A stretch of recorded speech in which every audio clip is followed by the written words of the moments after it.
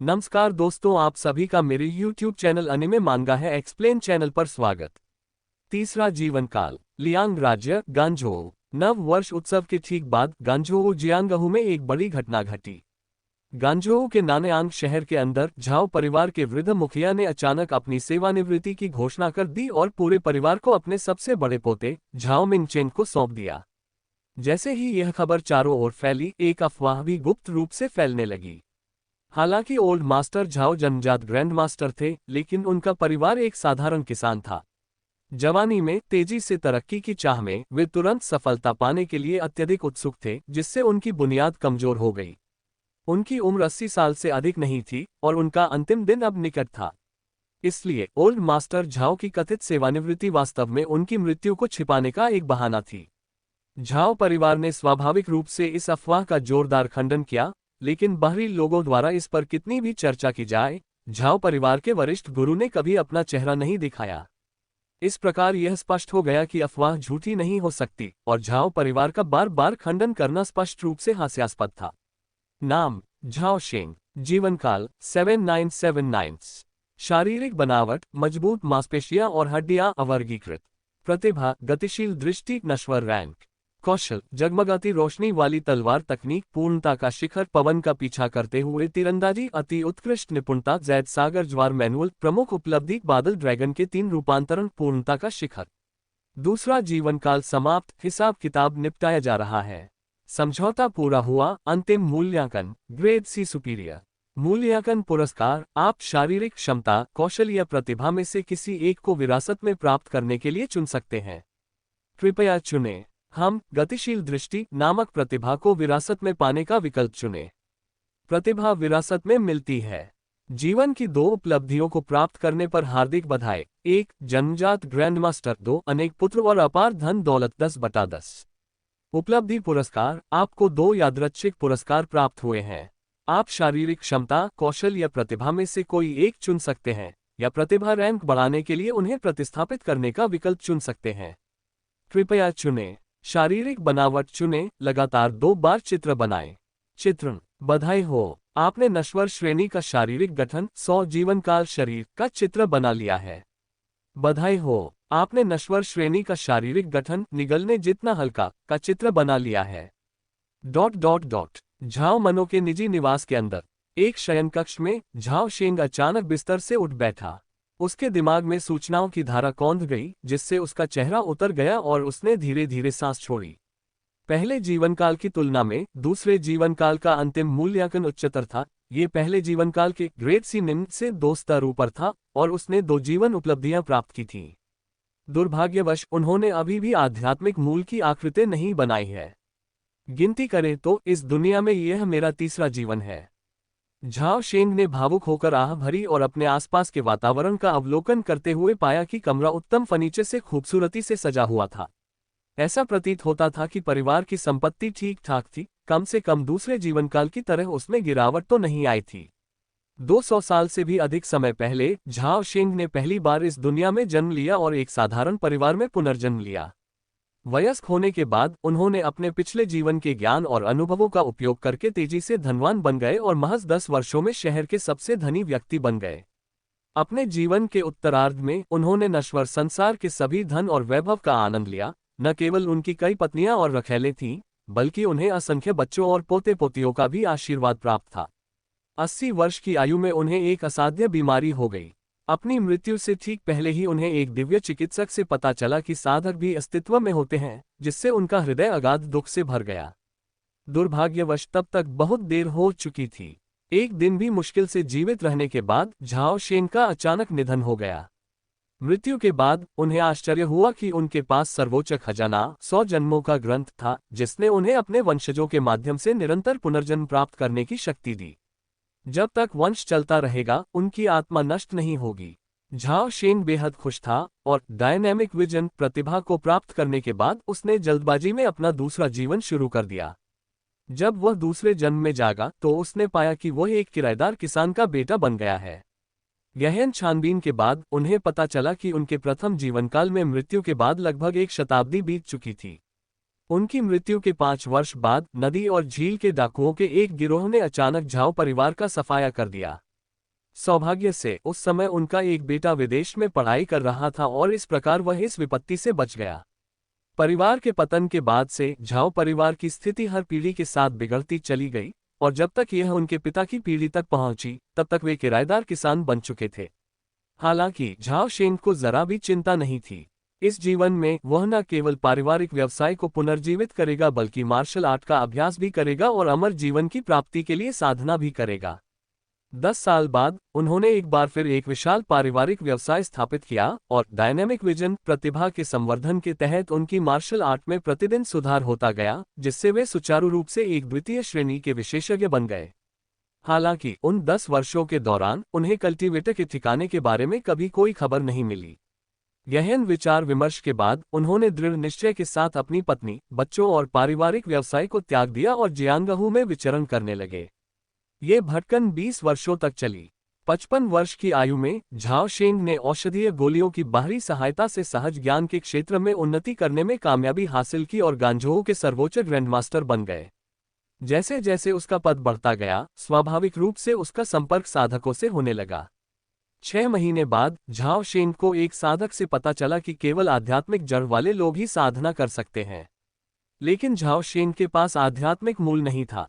इससे भी अधिक दुर्भाग्यपूर्ण बात यह थी कि नश्वर जगत में 10,000 लोगों में से एक से भी कम लोगों के पास आध्यात्मिक मूल होता था। सौभाग्य से उन्हें एक महत्वपूर्ण जानकारी प्राप्त हुई, साधकों की संतानों में आध्यात्मिक मूल के प्रकट होने की संभावना अधिक थी। 6 महीने बाद झाओ शेंग नानयांग शहर लौट आए और अपने वंशजों के लिए विवाह के उम्मीदवारों की तलाश शुरू कर दी। स्वाभाविक रूप से उन्होंने साधक परिवारों के बच्चों को लक्षित किया। हालांकि ये लक्ष्य हासिल करना बेहद मुश्किल था। साधना जगत बंद, रूढ़िवादी और अत्यंत परदेशियों से घृणा करने वाला है। आध्यात्मिक मूल के जन्म की संभावना बढ़ाने के लिए साधक अक्सर केवल अन्य साधकों से ही विवाह करते हैं और साधक परिवार केवल अन्य साधक परिवारों से ही विवाह करते हैं। किसी नश्वर परिवार के लिए किसी साधक परिवार के बच्चों से विवाह करना महज एक कोरी कल्पना थी। झाओ शेंग ने हर संभव प्रयास किया, न केवल अपनी पारिवारिक संपत्ति का आधे से अधिक हिस्सा दे दिया बल्कि स्वेच्छा से 20 साल की गुलामी का अनुबंध भी स्वीकार कर लिया। तभी जाकर कल्टीवेटर परिवार चेन परिवार नर्म पड़ा और अपने एक रिश्तेदार परिवार की नाजायज बेटी की शादी उनके सबसे बड़े पोते झाओ मिंग चेन से कराने के लिए राजी हो गया। साधना करना कठिन है, स्वर्गारोहण से भी अधिक कठिन। पिछले जन्म में तमाम प्रयासों के बाद भी मुझे साधना की बस एक हल्की सी उम्मीद ही दिखाई दी थी। क्या इस जन्म में मैं अंततः अपनी इच्छा पूरी कर पाऊंगा? अपने पिछले जीवन की कठिनाइयों को याद करते हुए झाओ शेंग ने एक गहरी आह भरी। सौभाग्य से उसके पास अभी भी सर्वोच्च खजाना 100 जन्मों का ग्रंथ था। अगर एक जीवन सफल नहीं हुआ तो वह दूसरा जीवन आजमाएगा। इस विचार के साथ झाओ शेंग की चेतना उनके चेतना सागर की गहराई में डूब गई, जहां एक जेड रंग की पुस्तिका चमक रही थी। पुस्तिका के आवरण पर 100 जीवन काल लिखा हुआ था।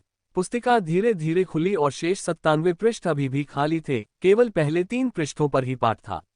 झाओ शेंग पहले 2 पन्नों पर मौजूद अभिलेखों से पूरी तरह परिचित थे। उनकी नज़र तीसरे पृष्ठ पर पड़ी। नाम झाओ जिकिन झाओ शेंग। जीवनकाल 15120।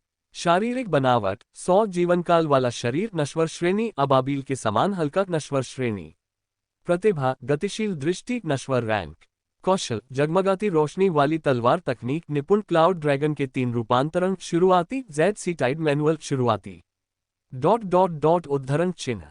जी पीढ़ी। झाओ शेंग ने धीरे धीरे अपने विचारों को भटकते हुए खुद से कहा। पिछले जीवन काल में उन्होंने झाओ परिवार के लिए पीढ़ीगत नाम स्थापित किए। फेंग जियान मिंग रेन जो Quan Zhen Du Taihe, Ji Cheng Xuan Yu Dian Zhong Chang जिनके, चोन हुआन टोन हान युन गाओ होन डिंग दा लुओ दाओ दे यान क्विन हुआ शियु जियान गुई चांग शेंग। जी पीढ़ी पहले से ही 11वीं पीढ़ी थी। इस शरीर की यादों की समीक्षा करते हुए झाओ शेंग ने पाया कि 160 वर्ष और बीत चुके थे। इस बार झाओ परिवार का पतन नहीं हुआ, बल्कि यह एक विशाल परिवार के रूप में विकसित हुआ जिसमें 1000 से अधिक सदस्य थे। उनके पारिवारिक व्यवसाय गांजोऊ में फैल गए और वे गांजोऊ में एक प्रसिद्ध मार्शल आर्ट परिवार बन गए, जो समाज के कानूनी और गैर कानूनी दोनों पहलुओं को संभालने में सक्षम थे। इस जीवन में झाओ शेंग की प्रतिष्ठा कम नहीं थी।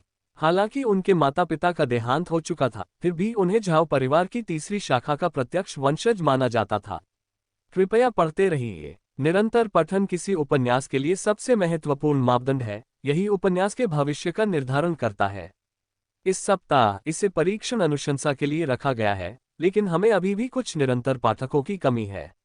मैं सभी साथी पाठकों से 22 मई को सहयोग देने का अनुरोध करता हूं। किताब लिखना उतना ही मुश्किल है जितना बाल उगाना।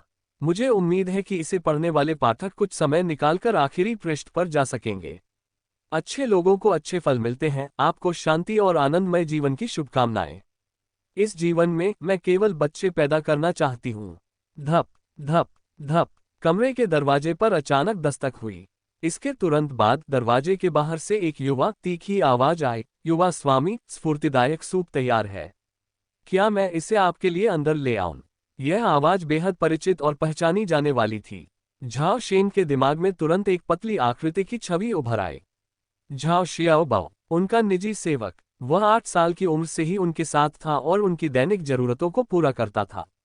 अंदर आइए, अपनी याददाश्त के आधार पर झाओ शेंग ने संयम से जवाब दिया। फिर वह बिस्तर से कूद गया। उसके पैर चुपचाप जमीन पर पड़े, धूल भी नहीं उड़ी। उसका शरीर अविश्वसनीय रूप से हल्का महसूस हुआ। झाओ शेंग बहुत हैरान था। उसने एक अबाबिल की तरह हल्का के प्रभाव को इतना महत्वपूर्ण होने की उम्मीद नहीं की थी। दरवाजा धक्का देकर खोला गया और झाओ शियाओबाओ दोनों हाथों में नीले और सफेद रंग का चीनी मिट्टी का कटोरा पकड़े हुए अंदर आ गई। कमरे में मेज पर चीनी मिट्टी का कटोरा सावधानीपूर्वक रखने के बाद झाओ शियाओबाओ जल्दी से झाओ शेंग के पास गई और आदरपूर्वक पूछा, युवा स्वामी, दवा तैयार है? क्या आपके पास कोई और निर्देश है? हम और कुछ नहीं। आप पहले बाहर जा सकते हैं। झाओ शेंग के बोलने के बाद उसने दवा नहीं पी बल्कि ड्रेसिंग मिरर की ओर चल दिया। दर्पण में एक 6 फुट लंबा युवक दिखाई दिया, जिसके होंठ लाल और दांत सफेद थे, नाक ऊंची थी, आंखें फरिश्ते जैसी थीं और उसका व्यक्तित्व वीर भाव से परिपूर्ण था। वह बहुत ही सुंदर था। यह अच्छा था। अमर साधना करने वाले परिवार की किसी युवती को मोहित करने के लिए ये काफी होना चाहिए। ये सही है। झाओ शेन का इस जीवन में लक्ष्य अमर साधना परिवारों की एक या एक से अधिक महिलाओं से विवाह करना था।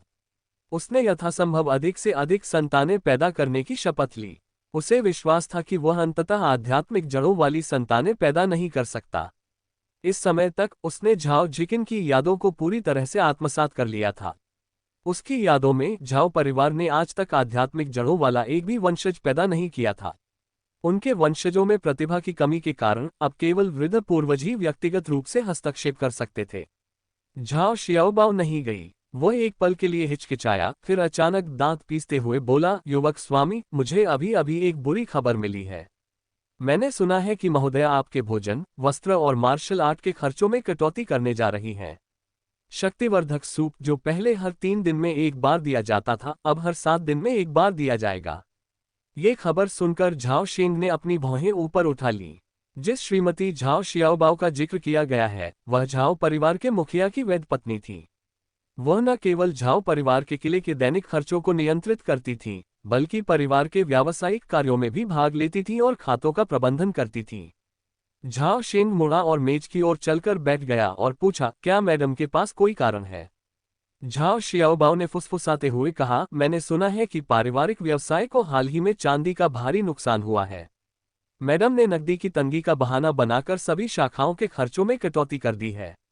हमारी तीसरी शाखा के खर्चों में 2/10वें हिस्से की कटौती की गई है। हम चूंकि परिवार में चांदी की कमी है, इसलिए अस्थायी रूप से खर्च कम करना ठीक रहेगा। बोलने के बाद झाओ शेंग ने चीनी मिट्टी का कटोरा उठाया, अपना सिर पीछे की ओर झुकाया और औषधीय सूप को एक ही घूंट में पी लिया। एक सदी से भी अधिक समय पहले की तरह ही कड़वा और मीठा परिचित स्वाद एक बार फिर उसके मुंह में फैल गया। युवा स्वामी, आपको पता नहीं है, प्रथम और द्वितीय शाखा के युवा स्वामी और युवतियों को अभी भी हर 3 दिन में एक बार स्फूर्तिदायक सूप मिलता है। इसे उनके लिए हर 7 दिन में एक बार नहीं किया गया है। झाओ शियाओबाओ बड़बड़ाए बिना नहीं रह सकी। ये सुनकर झाओ शेंग की भौहें तुरंत सिकुड़ गईं। प्राचीन काल से ही साहित्य गरीबों का और मार्शल आर्ट अमीरों का क्षेत्र माना जाता था। मार्शल आर्ट के अभ्यास में बहुत अधिक संसाधनों की खपत होती थी, जिसमें न केवल बड़ी मात्रा में मांस बल्कि शरीर को पोषण देने के लिए औषधीय सूप की भी आवश्यकता होती थी। जीवन शक्ति बढ़ाने वाले सूप की एक सविन की कीमत ही 5 तायल चांदी थी। इस पीढ़ी में झाओ परिवार के 20 से अधिक प्रत्यक्ष वंशज मार्शल आर्ट का अभ्यास कर रहे हैं। इसलिए केवल इस एक वस्तु पर ही झाओ परिवार को प्रति वर्ष कम से कम 30,000 ताइल चांदी खर्च करनी पड़ती है। झाओ परिवार बड़ा और समृद्ध होने के बावजूद वे इस भारी खर्च को वहन करने में मुश्किल से ही सक्षम थे। इसलिए वह खर्चों में कमी बर्दाश्त कर सकता था, लेकिन वह अनुचित व्यवहार बर्दाश्त नहीं कर सकता था।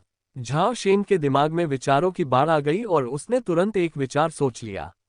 शाओबाओ, जाओ और बाकी 2 शाखाओं के युवा मालिकों और युवतियों की हाल की स्थिति के बारे में पता करो। पता चलने के बाद वापस आकर मुझे बताना। झाओ शियाओबाओ ने सहमति में सिर हिलाया और फिर जल्दी से कमरे से बाहर निकल गई। जब वह कमरे में अकेला रह गया तो झाओ शेंग उठा और बिस्तर की ओर चला गया और बिस्तर के सिरहाने पर लटकी हुई 100 परिष्कृत तलवार को नीचे उतारने के लिए हाथ बढ़ाया। क्लैंग, लंबी तलवार म्यान से बाहर निकाली गई और एक परिचित अनुभूति उत्पन्न हुई, ठीक वैसे ही जैसे 1 सदी पहले उनकी प्रिय तलवार फ्लोटिंग लाइट के साथ हुई थी। दरअसल ये 100 गुना परिष्कृत तलवार तैरते प्रकाश के डिजाइन के अनुसार ही बनाई गई थी। इसका वजन और लंबाई दोनों बिल्कुल समान थे। परिवार के मुखिया झाओ हेक्सिंग अपनी कमर पर फ्लोटिंग लाइट नामक प्रसिद्ध तलवार को पारिवारिक विरासत के रूप में धारण करते थे। स्विश, झाओ शेंग ने अपनी कलाई झटक दी और अचानक 6 पंखुड़ियों वाला तलवारनुमा फूल प्रकट हो गया। जब उसने फ्लोटिंग लाइट स्वॉर्ड आर्ट की पहली मुद्रा 6 पंखुड़ियों में बेर के फूल का प्रदर्शन किया तो लगातार चमकती और हिलती हुई एक आकृति कमरे में भर गई और उसकी तलवार की चालों के विकास के साथ तलवार की रोशनी की लकीरें उभरती और गायब होती रहीं। धीरे धीरे कमरे में तलवार की रोशनी घनी होती गई, अंततः एक निरंतर गतिमान प्रकाश के गोले में तब्दील हो गई। इसने वास्तव में उसे पूरी तरह से घेर लिया। आधे घंटे बाद झाओ शेंग पसीने से तरबतर हो गया और उसने हिलना डुलना बंद कर दिया। उसने लापरवाही से अपने हाथ में पकड़ी लंबी तलवार को उछाल दिया। अगले ही पल 100 परीक्षित तलवार चमत्कारिक रूप से अपने म्यान में वापस चली गई। नाम झाओ जिकिन झाओ शेंग। जीवनकाल 15/120। शारीरिक बनावट 100 साल का शरीर, नश्वर श्रेणी अबाबील की तरह हल्का नश्वर श्रेणी। प्रतिभा गतिशील दृष्टि सामान्य स्तर। कौशल फ्लोटिंग लाइट स्वॉर्ड आर्ट महान उपलब्धि। क्लाउड ड्रैगन थरी ट्रांसफॉर्मेशन महान उपलब्धि। एजियोरसी टाइट सर्ज आर्ट शुरुआती स्तर। बुरा नहीं है, वो एहसास अभी भी बरकरार है। पृष्ठ पर मौजूद आंकड़ों को देखकर झाओ शेंग ने संतुष्टि से सिर हिलाया। हालांकि उनका पुनर्जन्म हुआ था, लेकिन मार्शल आर्ट में उनका जीवन भर का अनुभव भुलाया नहीं गया था। कुछ दर्जन बार अभ्यास करने के बाद ही उसने फ्लोटिंग लाइट स्वॉर्ड आर्ट और क्लाउड ड्रैगन थरी ट्रांसफॉर्मेशन को महान उपलब्धि के स्तर तक पहुंचा दिया था। कुछ वर्षों बाद जब उसका शरीर परिपक्व हो गया और उसकी आंतरिक सच्ची ऊर्जा ने थोड़ी सी निपुणता प्राप्त कर ली, तो वह आसानी से अपने पिछले जीवन की कई मार्शल आर्टों को उनके चरम स्तर तक पुनः प्राप्त कर सका। नानयांग के झाओ वंश के 2 महत्वपूर्ण स्थान थे। एक नानयांग शहर में पैतृक घर था और दूसरा 150 साल पहले निर्मित झाओ हवेली थी। झाओ हवेली नानयांग शहर से 30 ली दूर स्थित थी, जिसके पीछे पहाड़ थे और सामने पानी था, और इसके सामने समतल कृषि योग्य भूमि का एक विशाल विस्तार था। आवासीय क्षेत्र अकेले लगभग 50 म्यू में फैला हुआ था और इसके चारों ओर बनी मोटी मजबूत पत्थर की दीवारों और चारों कोनों से निकले 8-5 झांक तीर वाले बुर्जों के साथ इसकी उपस्थिति एक अच्छी तरह से सुरक्षित किले जैसी दिखती थी। इसलिए इसे झाओ परिवार का किला भी कहा जाता था।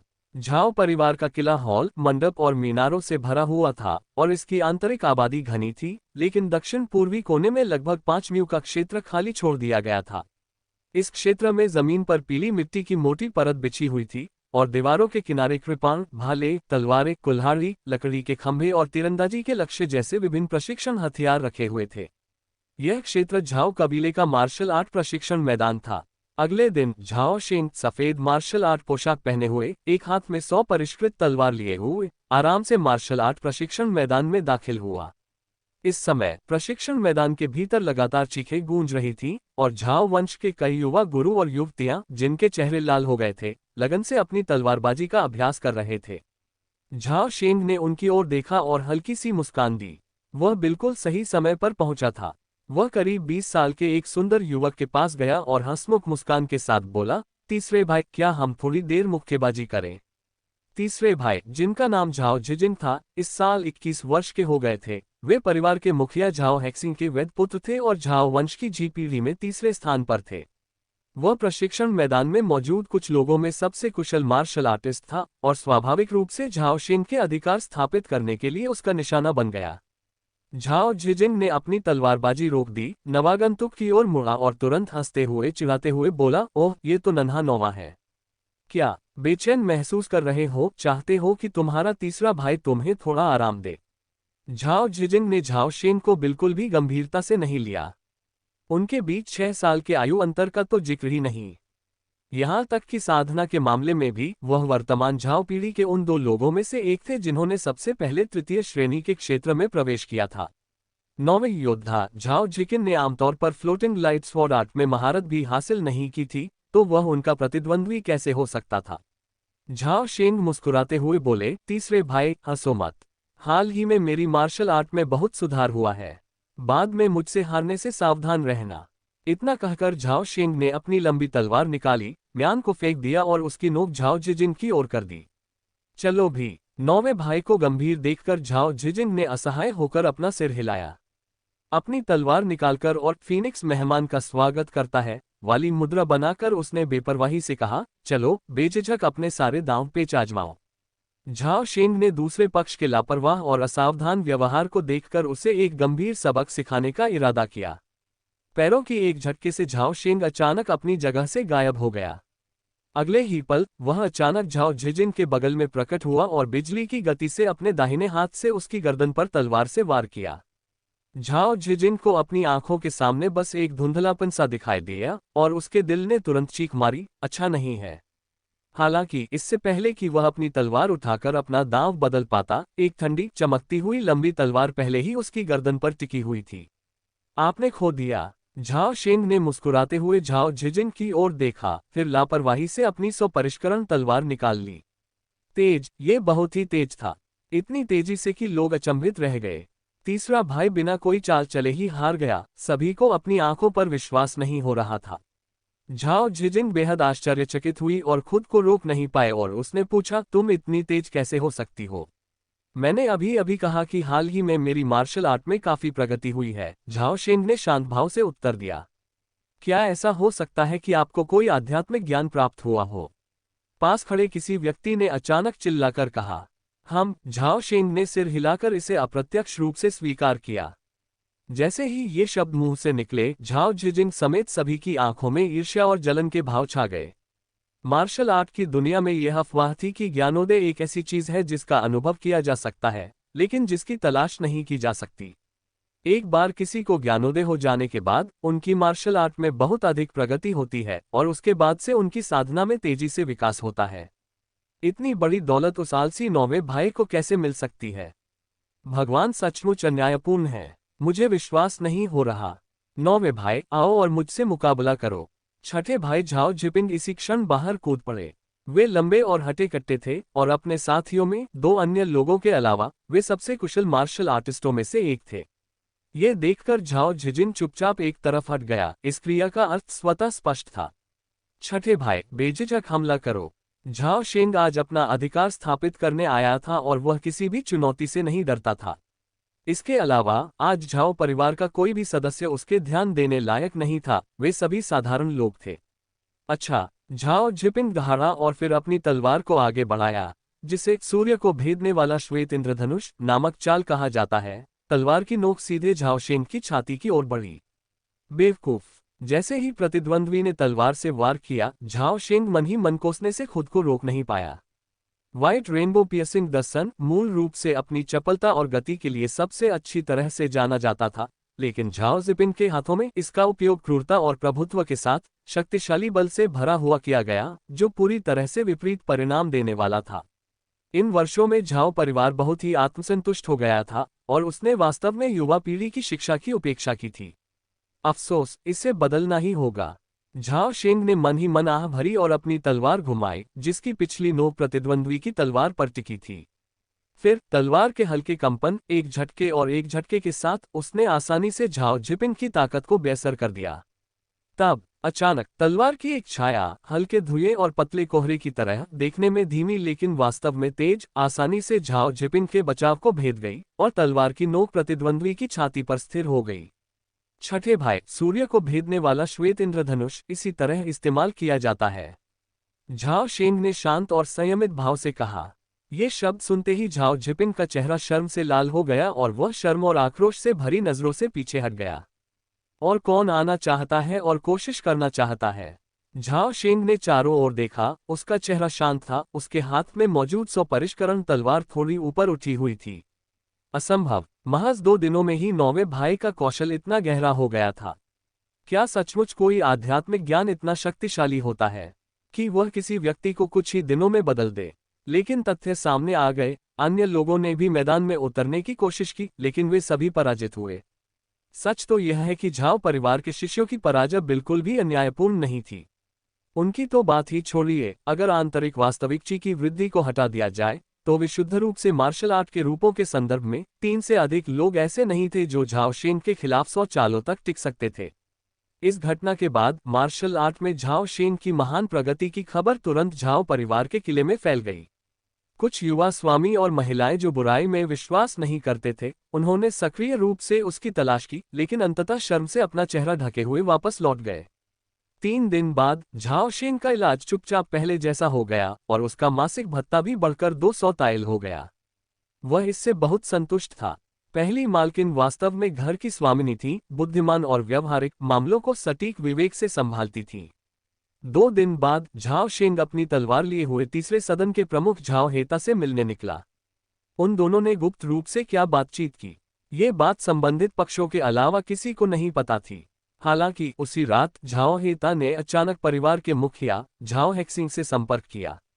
संक्षिप्त बातचीत के बाद झाओ हेक्सिंग ने सक्रिय रूप से विभिन्न घरों के प्रमुखों और बुजुर्गों को इकट्ठा किया और एक गुप्त बैठक आयोजित की।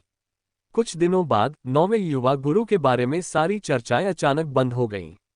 उसके बाद से उन दिनों घटी घटनाओं के बारे में किसी ने कभी बात नहीं की।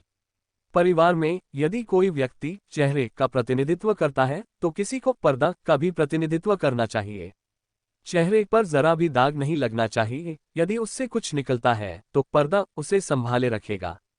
यदि वह दाग न संभाले और चेहरे पर फैल जाए तो यह एक बड़ी आपदा हो सकती है जिससे परिवार का विनाश हो सकता है। झाओ शेंग ने गुप्त रूप से नानयांग झाओ वंश का मुखिया बनने का विकल्प चुना। 3 जीवन जी चुके वह यश और धन की खोज के चरण से बहुत आगे निकल चुके थे। यश और यश से भरा जीवन किस काम का? क्या वे दीर्घायु हो सकते थे? इस जीवन में उनका केवल एक ही लक्ष्य था, एक अमर साधक का निर्माण करना।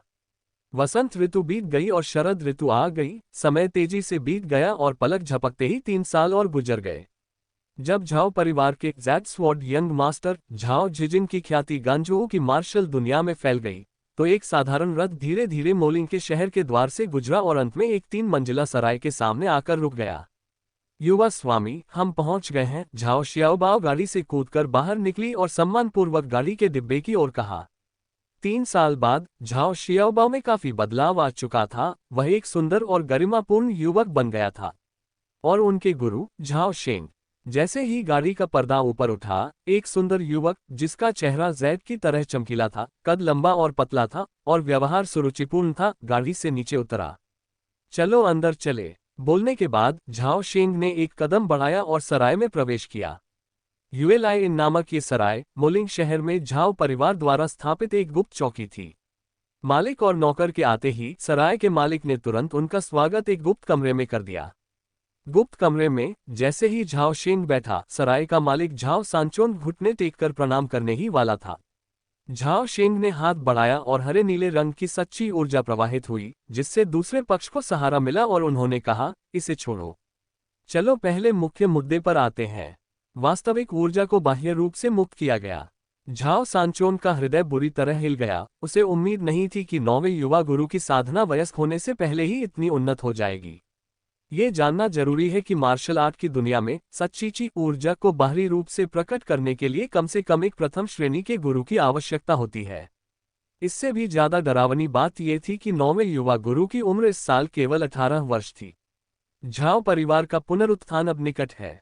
झाओ सांचोन का हृदय भावनाओं से भर उठा।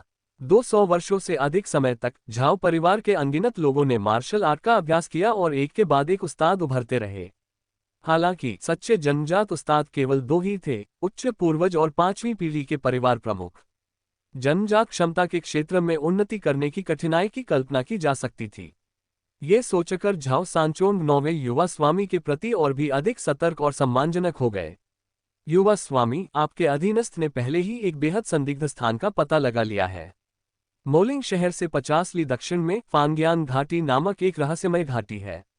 ये जगह साल भर घने कोहरे से ढकी रहती है, लेकिन लकड़हारे अक्सर घाटी में लोगों को आते जाते देखते हैं। कभी कभी तो वे आकाश से घाटी में आते अमर प्राणियों को भी देख लेते हैं। इसलिए आपके अधीनस्थ का मानना है कि 80% संभावना है कि फांग्यान घाटी वान परिवार का गढ़ है। झाओ शेंग ने संतुष्टि से सिर हिलाया और कहा, तुमने बहुत अच्छा किया। मामला पुष्ट होते ही तुम झाओ परिवार के किले में लौटकर अपनी जिम्मेदारियों की रिपोर्ट दे सकते हो। उस समय मैं तुम्हें 30 म्यू की उत्तम भूमि इनाम के तौर पर दूंगा और तुम्हारा मासिक वेतन 20 ताइल बढ़ा दूंगा। इसके अलावा मैं तुम्हारे एक बेटे को पारिवारिक वंशावली में शामिल करने की अनुमति दूंगा। आपके उदार पुरस्कार के लिए धन्यवाद युवा स्वामी। ये सुनकर झाओ सांचोन की आंखों में खुशी के आंसू आ गए। अन्य बातों को छोड़ दे तो उनके एक बेटे को पारिवारिक वंशावली में शामिल करने की अनुमति मिलना ही उनके लिए अपना जीवन समर्पित करने के लिए पर्याप्त था। झाओ सांचोन के चले जाने के बाद अत्यंत कृतज्ञता व्यक्त करते हुए झाओ शियाओबाओ चिंतित होकर बोले, युवा स्वामी, शायद आपको पुनर्विचार करना चाहिए। हालांकि वान परिवार गांजोऊ का एक स्थानीय साधना परिवार है, वे बहुत निर्दयी हैं। 50 वर्ष पूर्व वान परिवार ने चेन साधना परिवार का सफाया कर दिया था। उनके परिवार का एक भी सदस्य, चाहे वह बूढ़ा हो या जवान, बच नहीं पाया, बल्कि इससे हमारा झाओ परिवार भी लगभग फंस गया था। झाओ शेंग ने हाथ हिलाते हुए शांत भाव से कहा, पुनर्विचार करने की कोई आवश्यकता नहीं है। गांजोऊ में आध्यात्मिक ऊर्जा बहुत कम है और साधक भी बहुत दुर्लभ हैं। वान परिवार गांजोऊ का एकमात्र साधक परिवार है। अगर मैं उनसे संपर्क नहीं करूंगा तो और किससे संपर्क करूंगा? झाओ शियाओबाओ सुन रही थी, बोलना चाहती थी लेकिन खुद को रोक रही थी, और अंततः उसने उसे और समझाने की कोशिश नहीं की। वह जानता था कि एक बार उसके युवा स्वामी ने मन बना लिया तो कोई भी उसके विचारों को बदल नहीं सकता था। क्या युवा स्वामी सचमुच वान परिवार की किसी महिला से विवाह कर सकते हैं? तब तो उन्हें किसी भी हालत में बल प्रयोग नहीं करना चाहिए। अपने छोटे मालिक के काम करने के तरीके के बारे में सोचकर झाओ शियाओबाओ और भी चिंतित हो गया। झाओ शेंग को यह नहीं पता था कि उसके वफादार सेवक को उस पर भरोसा नहीं था, उसकी अपनी ही योजनाएं थीं। 3 वर्षों के एकांत और कठिन प्रशिक्षण ने उन्हें एजियोर सी टाइप स्किल को महान उपलब्धि के स्तर तक पहुंचाने में सक्षम बनाया था। उनकी आंतरिक वास्तविक ऊर्जा 30 वर्षों की परिपक्वता तक पहुंच चुकी थी और उनकी साधना मार्शल कला जगत के किसी भी प्रथम श्रेणी के उस्ताद से कम नहीं थी। यदि वह उन विभिन्न मार्शल आर्टों को भी शामिल कर ले जो अपने चरम स्तर पर लौटाए हैं, तो उसका मानना था कि जन्मजात ग्रैंडमास्टर्स को छोड़कर वह जन्मजात स्तर से नीचे के किसी भी मार्शल आर्टिस्ट को संभाल सकता है। इसकी पुष्टि झाओ परिवार के नगर रक्षक बुजुर्ग और अर्धचरणीय सहज ज्ञान युक्त विशेषज्ञ झाओ ताई जेन पर की गई थी। झाओ शेंग हमेशा कोई भी काम करने से पहले योजना बनाते थे। मोलिंग शहर की यह यात्रा स्वाभाविक रूप से अच्छी तरह से तैयार की गई थी। योजना का पहला चरण एक इत्र की दुकान से शुरू हुआ। 3 दिन बाद मोलिंग शहर में स्थित एक पुरानी इत्र की दुकान झेनशियांग पवेलियन चुपचाप मालिकों के हाथों बदल गई। 10 दिन बाद झेनशियांग पवेलियन ने परफ्यूम नामक एक नया उत्पाद लॉन्च किया। परंपरागत फेस पाउडर के विपरीत परफ्यूम के लिए पाउडर लगाने की आवश्यकता नहीं होती थी, इसे केवल शरीर पर हल्के से स्प्रे करना होता था। इसके अलावा इसमें न केवल लंबे समय तक टिकने वाली खुशबू थी, बल्कि इसमें विभिन्न प्राकृतिक फूलों की सुगंध भी समाहित थी। इत्र के आगमन ने तुरंत सनसनी मचा दी। इसे आजमाने वाली सभी महिला ग्राहक मंत्रमुग्ध हो गईं और इत्र की वफादार प्रशंसक बन गईं। हालांकि बहुत कम महिला ग्राहक इत्र खरीदने का सामर्थ्य रखती थीं, क्योंकि यह बहुत महंगा था। एक छोटी बोतल की कीमत 20 चांदी के सिक्के थी। इस इत्र का आविष्कारक स्वाभाविक रूप से झाओ शेंग था। यह एक शक्तिशाली हथियार था जिसे उसने विशेष रूप से तैयार किया था।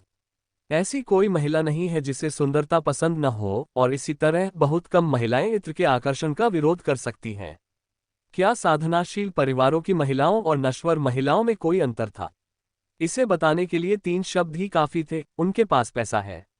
इसलिए झाओ शेंग ने जानबूझकर इत्र की कीमत बहुत अधिक रखी। उनका इरादा स्वाभाविक रूप से लक्षित व्यक्तियों को छानना था। वान परिवार दुनिया से पूरी तरह अलग थलग नहीं रह सकता था। उनके परिवार की महिलाएं कभी कभी खरीदारी के लिए बाहर जाती थीं और फांग्यान घाटी के सबसे नजदीक होने के कारण मोलिंग शहर निस्संदेह सबसे अच्छी जगह थी। समय तेजी से बीत गया और 1 महीना बीत गया। एक सुंदर छोटे से आंगन में झेंशियांग पवेलियन के नए प्रबंधक झाओ सांचोंग झाओ शेंग को हाल की स्थिति की रिपोर्ट दे रहे थे। युवक स्वामी पहले और दूसरे लक्ष्य हाल ही में तीसरी बार इत्र खरीदने आए हैं। दोनों ने फिर से अपना उपनाम वांग बताया है, इसलिए आपके अधीनस्थ का मानना है कि इन दोनों के वांग परिवार से होने की प्रबल संभावना है। ओह, क्या उन्होंने इस बार भी सारा परफ्यूम खरीद लिया? झाओ शेंग ने उत्सुकता से पूछा। हाँ, ये दोनों औरतें चांदी को बिल्कुल तुच्छ समझती हैं, वे हद से ज्यादा खर्च करती हैं। हर बार जब वे आती हैं तो तब तक नहीं जाती जब तक कि सारा इत्र खत्म न कर दे, झाओ सांचोंग ने उत्तेजित होकर जवाब दिया। उन्हें लगा कि उनके युवा स्वामी वास्तव में अद्भुत थे। एक साधारण सी चाल ने वांग परिवार की महिलाओं को आकर्षित कर लिया था। ये सब सुनने के बाद झाओ शेंग को लगा कि समय आ गया है, इसलिए उसने अपनी योजना का दूसरा चरण शुरू करने का फैसला किया। फिर उन्होंने निर्देश दिया, अगली बार जब वे आएं, तो आप इत्र की नई किस्म के बारे में खबर जारी कर दें। फिर ये और वह करें। झाओ सांचोंग ने सुनते हुए बार बार सिर हिलाया, फिर उत्साहपूर्वक आदेश स्वीकार किया और चला गया। 3 दिन बाद 4 ऊंचे घोड़ों द्वारा खींची जाने वाली एक आलीशान गाड़ी धीरे धीरे झेंशियांग मंडप के प्रवेश द्वार पर रुकी। जब गंभीर चेहरे वाले लंबे अधेड़ उम्र के कोचवान ने हाथ बढ़ाकर पर्दा उठाया। अपनी जवानी के चरम पर खड़ी 2 युवतियां गाड़ी से बाहर निकली। एक ने लाल रंग का वस्त्र पहना था, उसका चेहरा अंडाकार और कोमल था। दूसरी ने आसमानी नीले रंग का रुकुन पहना था, उसका शरीर सुडौल था और उसका चेहरा शांत और सुंदर था। उन दोनों को आते देख झेंशियांग पवेलियन की महिला परिचारिकाएं तुरंत चौकन्नी हो गईं, क्योंकि बड़े खर्च करने वाले ग्राहक आ गए थे। उनमें से एक सतर्क परिचारिका तुरंत मैनेजर को खबर देने के लिए पीछे भागी। झाओ सांचोंग का अनुमान सही था, दोनों महिलाएं फाग्यान घाटी के वांग परिवार से थीं। लाल वस्त्र वाली महिला का नाम वांग युयान था और नीले रंग का रुकुन पहने महिला का नाम वांग युक्युई था। वे सौतेली बहनें थीं, जिनका पिता एक ही था। उन दोनों में से वांग युयान मुख्य भूमिका में थी। अंदर आते ही वांग युयान ने स्पष्ट कर दिया कि वह इत्र खरीदना चाहती है। महिला परिचारिकाओं को पहले ही निर्देश मिल चुके थे, इसलिए उन्होंने जानबूझकर कुछ क्षणों के लिए देरी की। इस संक्षिप्त अंतराल के दौरान झाओ सांचोंग पहले ही मुख्य हॉल की ओर दौड़ चुका था। उन दोनों को देखते ही उसने तुरंत मुट्ठी जोड़कर प्रणाम किया और कहा, 2 विशिष्ट अतिथिगण, मैं झेंशियांग पवेलियन का प्रबंधक हूँ। मुझे वास्तव में खेद है। हमारी छोटी सी दुकान का परफ्यूम अभी अभी बिक गया है और फिलहाल हमारे पास स्टॉक नहीं है। वांग युकी का स्वभाव गुस्सैल था। ये सुनकर उनकी पतली सी भौहें तुरंत तन गईं और वह चिल्लाईं, मैनेजर, हमारे पास चांदी की कमी नहीं है, इसलिए मुझे बेवकूफ बनाने की कोशिश मत कीजिए। क्या परफ्यूम सचमुच बिक चुका है? झाओ सांचोंग ने कसम खाकर कहा, बिल्कुल सच। मैं, झाओ, आसमान की कसम खाकर कहता हूं कि इत्र सचमुच गायब हो गया है। हालांकि, लेकिन क्या? वांग युक्युई ने तुरंत बीच में टोकते हुए कहा। झाओ सांचोंग ने जानबूझकर कुछ देर तक संकोच किया, जब तक कि दोनों लगभग अधीर होकर उसे बोलने के लिए कहने ही वाले थे, तब जाकर उसने हिचकिचाते हुए कहा, हमारी छोटी सी दुकान में वास्तव में दुनिया का एक अनूठा इत्र है। बस बात यह है कि यह बिक्री के लिए नहीं है। बिक्री के लिए नहीं, वांग युयान ने ठंडी मुस्कान के साथ कहा, इस दुनिया में न बिकने वाला जैसा कुछ नहीं होता, बस चांदी की उपलब्धता पर सवाल उठता है। दुर्भाग्य से हमारे पास चांदी प्रचुर मात्रा में है। प्रबंधक जी, अपनी कीमत बताइए। ये सुनकर झाओ सांचोंग का पूरा चेहरा तुरंत करेले की तरह लाल हो गया।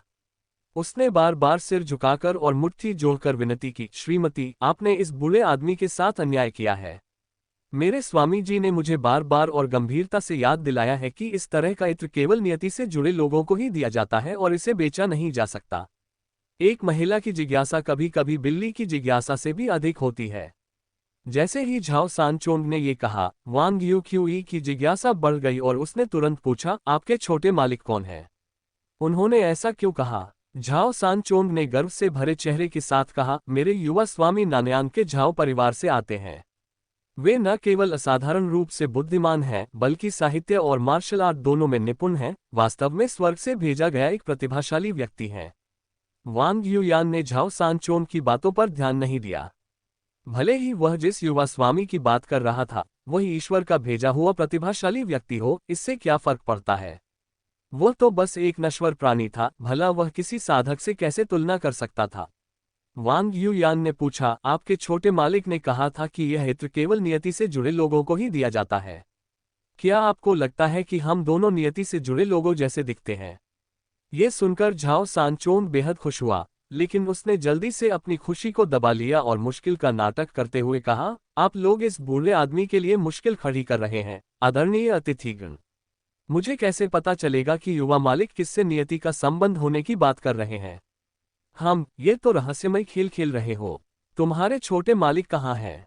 हमें उनसे तुरंत मिलवाओ। अनुभवहीन होने के कारण वांग यूक्यूई अधीरता में आकर इस जाल में फंस गया। यह झाओ सांचोंग ने एक पल के लिए हिचकिचाते हुए माफी भरे चेहरे के साथ कहा, हमारे युवा स्वामी को बाहरी लोगों से मिलना हमेशा से नापसंद रहा है। ये देखकर वांग यूकी ने तुरंत दुकान के सामने से पुकारा, वांग सी। उद्धरण चिन्ह। उसकी आवाज अभी पूरी तरह से शांत भी नहीं हुई थी कि दुकान के प्रवेश द्वार की रखवाली कर रहा अधेड़ उम्र का कोचवान अचानक हवा में उड़ता हुआ 30 फीट की दूरी पलक झपकते ही तय करके सबके सामने आ गया। उन्होंने झुककर आगे कदम बढ़ाया और आदरपूर्वक कहा, युवती, आपके क्या आदेश हैं? झाओ सांचोन भयभीत हो गया। अधेड़ उम्र के उस कोचवान के कौशल असाधारण थे, वह स्पष्ट रूप से एक शीर्ष श्रेणी का जियांगहू विशेषज्ञ था, फिर भी वह वास्तव में वांग परिवार के लिए कोचवान बन गया था। वांग यूकी ने आदेश दिया, वांग सी, उसे हमें उसके युवा स्वामी से मिलवाने ले जाने के लिए कहो। इंतजार। नाटक को बिखरते देख झाओ सांचोंग ने जल्दी से चिल्लाकर कहा, कुछ मत करो, मैं तुम्हें वहां ले जाऊंगा। आगे चलो, वांग सी ने ठंडे स्वर में कहा। 15 मिनट बाद झाओ सांचोंग के नेतृत्व में समूह एक सुंदर और भव्य आंगन में पहुंचा। आंगन के द्वार में प्रवेश करने से पहले ही वांग बहनों ने पिछवाड़े से वीणा की आवाज सुनी। सितार का संगीत कभी कभी भव्य और विशाल होता था, जिसमें एक स्वाभाविक आकर्षण होता था जो ऊंचे पहाड़ों की तरह उठता और गिरता था, तो कभी कभी यह कलकल करता हुआ और कोमल होता था, बहते पानी की तरह नर्म, जिसमें अनंत अर्थ छिपा होता था। ऐसे अद्भुत सितार संगीत को सुनकर वांग बहनें अनायास ही धुन में लीन हो गईं। ये देखकर झाओ सांचोंग नौवें युवा गुरु की शानदार रणनीति और मानव हृदय की गहरी समझ पर आश्चर्यचकित हुए बिना नहीं रह सके। काफी देर बाद जब वीणा का संगीत धीरे धीरे कमजोर होकर मंद पड़ गया, तब वांग बहनों को अंततः होश आया और उन्हें एक तरह के नुकसान का एहसास हुआ। वांग बहनों का व्यवहार इतना असामान्य क्यों था, इस पर आश्चर्य नहीं होना चाहिए। इसका वास्तविक कारण ये था कि वांग परिवार के पूर्वज मूल रूप से एक स्वतंत्र साधक थे। साधना की कठिनाइयों के कारण वांग परिवार ने हमेशा अपना सारा ध्यान इसी पर केंद्रित रखा था। वीणा, शतरंज, सुलेख और चित्रकला जैसी अन्य कलाओं को वे भटकाव मानते थे जो महत्वाकांक्षा को कम कर देती थी। इसलिए फाग्यान घाटी हमेशा बहुत ठंडी रहती थी और वातावरण बेहद नीरस था। वांग बहनों ने बचपन में कभी भी ऐसा अद्भुत वीणा संगीत नहीं सुना था। जल्दी करो और हमें अपने छोटे मालिक से मिलवाओ। वांग यूकी के होश में आने के बाद उसने बेसब्री से आग्रह किया। हालांकि उसके बगल में बैठी वांग युयान ने कुछ नहीं कहा, लेकिन उसके चेहरे पर मौजूद उम्मीद भरी निगाहों से उसके विचार झलक रहे थे। दो युवतियां, कृपया मेरे पीछे आइए। झाओ सांचोन के बोलने के बाद वह तुरंत तीनों को आंगन में ले गए, सामने के हॉल से होते हुए एक गलियारे से आगे बढ़े। फिर वे चट्टानी संरचनाओं और बहते पानी वाले एक बगीचे में पहुंच गए। बगीचे के केंद्र में एक अष्टकोणीय मंडप के नीचे सफेद वस्त्र पहने एक युवा उस्ताद, जिसका चेहरा जैद जैसा, आंखें चमकीले तारों जैसी और स्वभाव सुरुचिपूर्ण और उत्कृष्ट था, एक वीणा वादन की मेज के पीछे बैठा था और धीरे धीरे एक प्राचीन वीणा को धुनने के लिए अपना सिर झुका रहा था।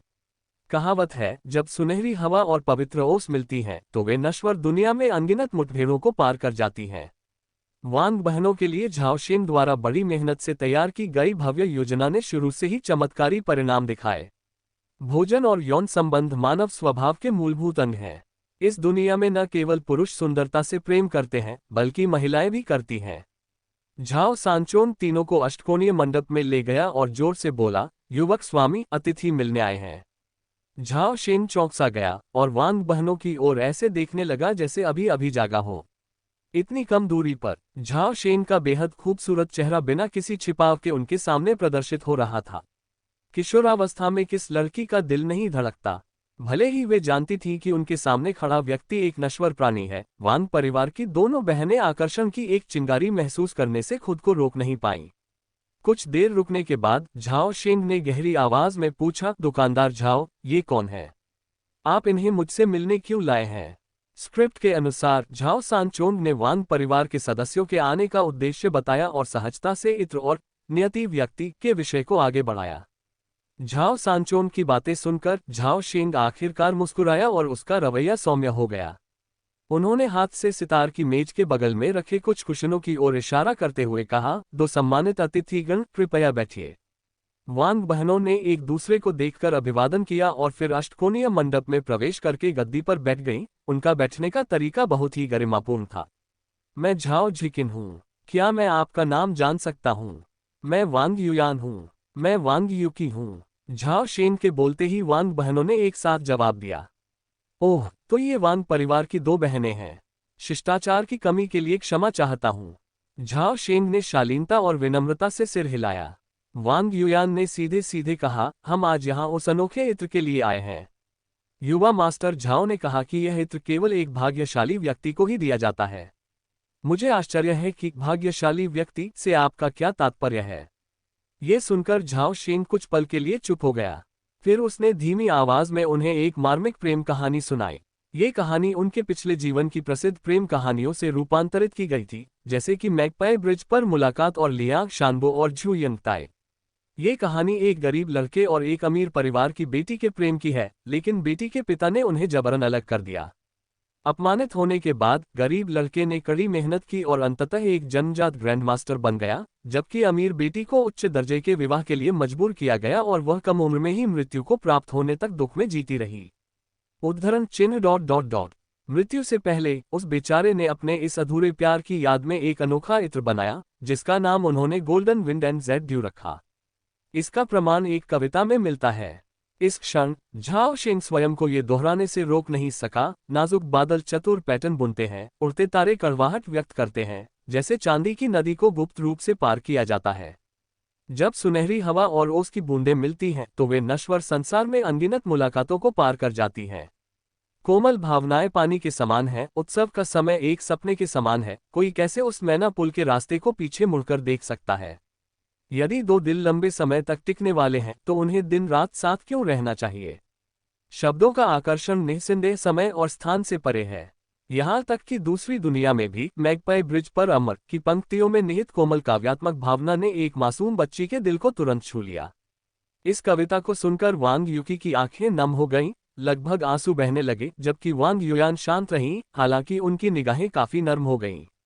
ये देखकर झाओ शेंग ने मन ही मन सिर हिलाया और अंत में जानबूझकर आह भरी, इस दुनिया में प्यार क्या है जो लोगों को एक दूसरे के प्रति जीवन समर्पित करने के लिए बाध्य करता है?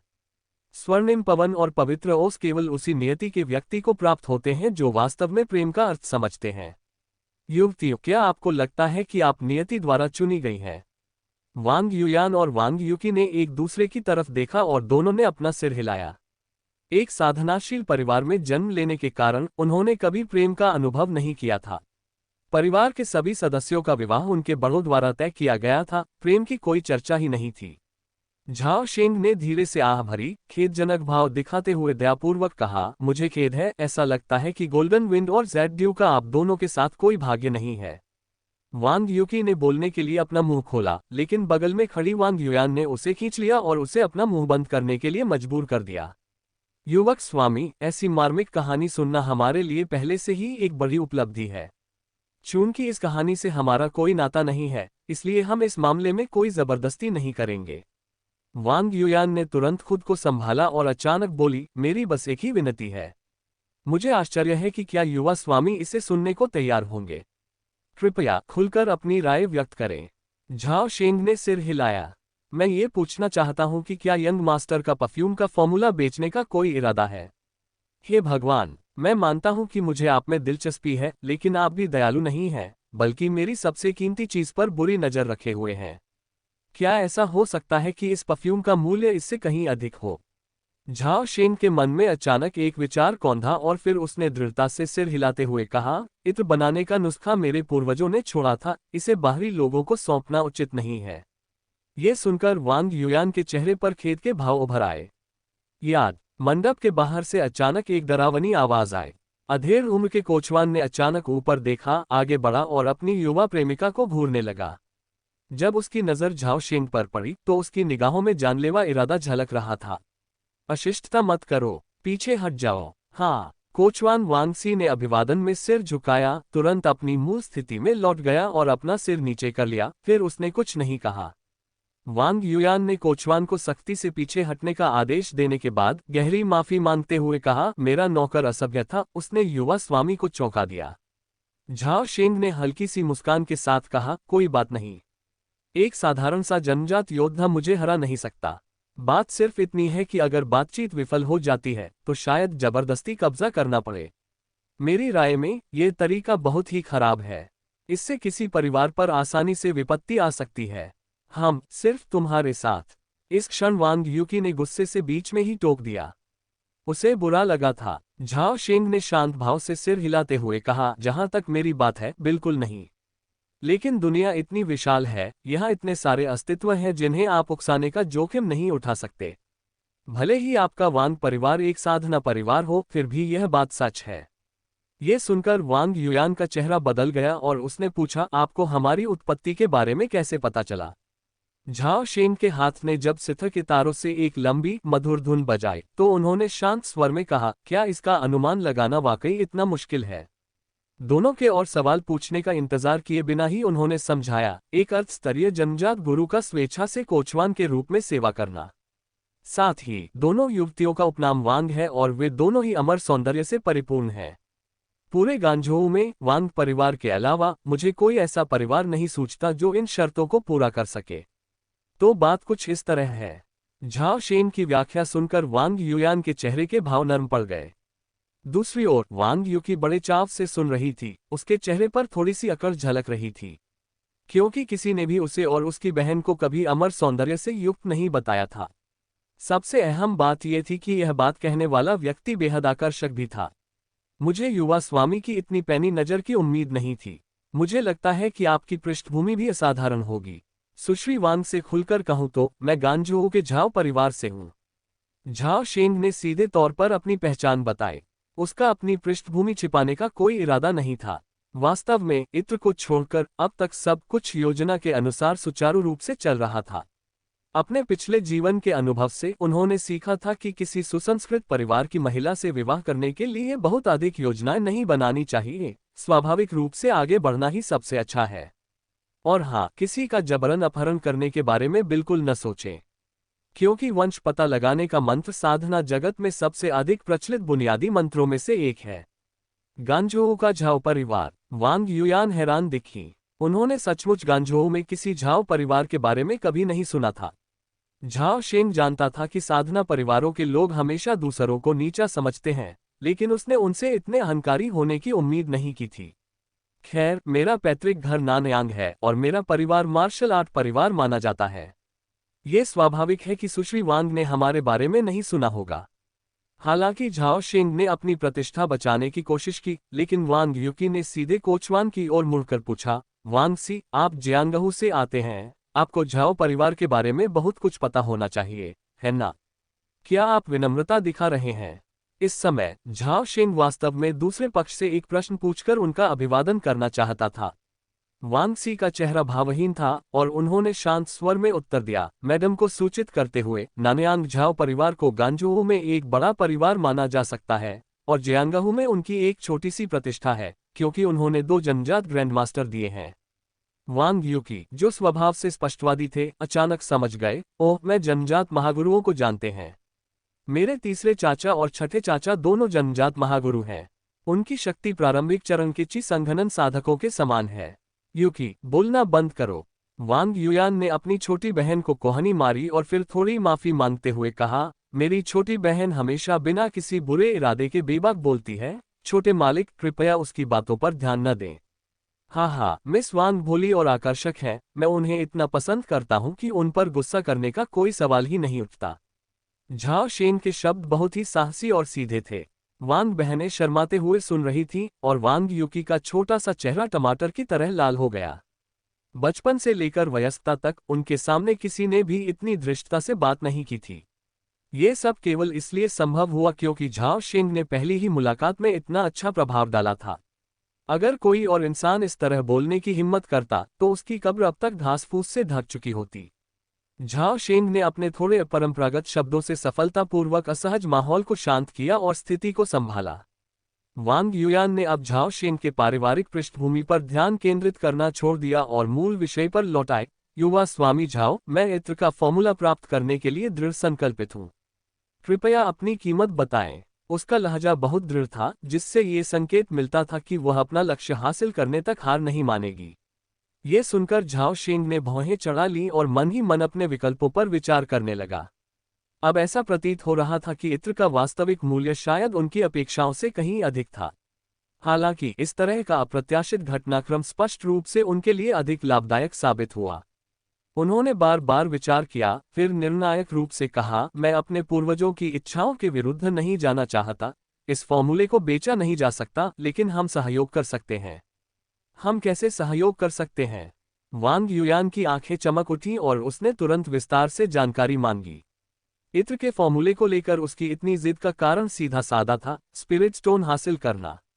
आम लोगों के लिए वांग परिवार बहुत ही उच्च और शक्तिशाली था, लेकिन साधना की दुनिया में वांग परिवार हमेशा खाद्य श्रृंखला के सबसे निचले पायदान पर रहा है, जो कि बागी साधकों से केवल थोड़ा ही अधिक शक्तिशाली था। पूरे वांग परिवार में केवल 9 साधक थे, 2 ची संघनन के अंतिम चरण में, 3 ची संघनन के मध्य चरण में और 4 ची संघनन के पहले या दूसरे स्तर पर नौसिखिए।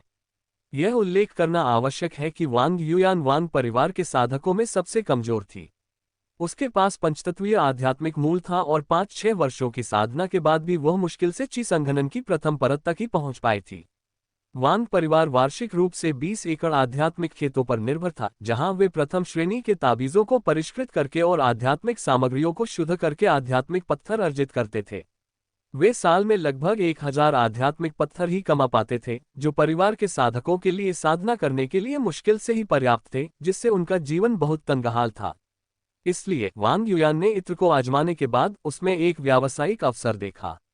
कई दिनों तक प्रयोग करने के बाद वह इस बारे में और भी आश्वस्त हो गई। इत्र के कारोबार में मुनाफे की अपार संभावनाएं थीं। साधना जगत में महिला साधिकाओं के पास दिन भर खुद को सुगंधित रखने के अनेक तरीके थे।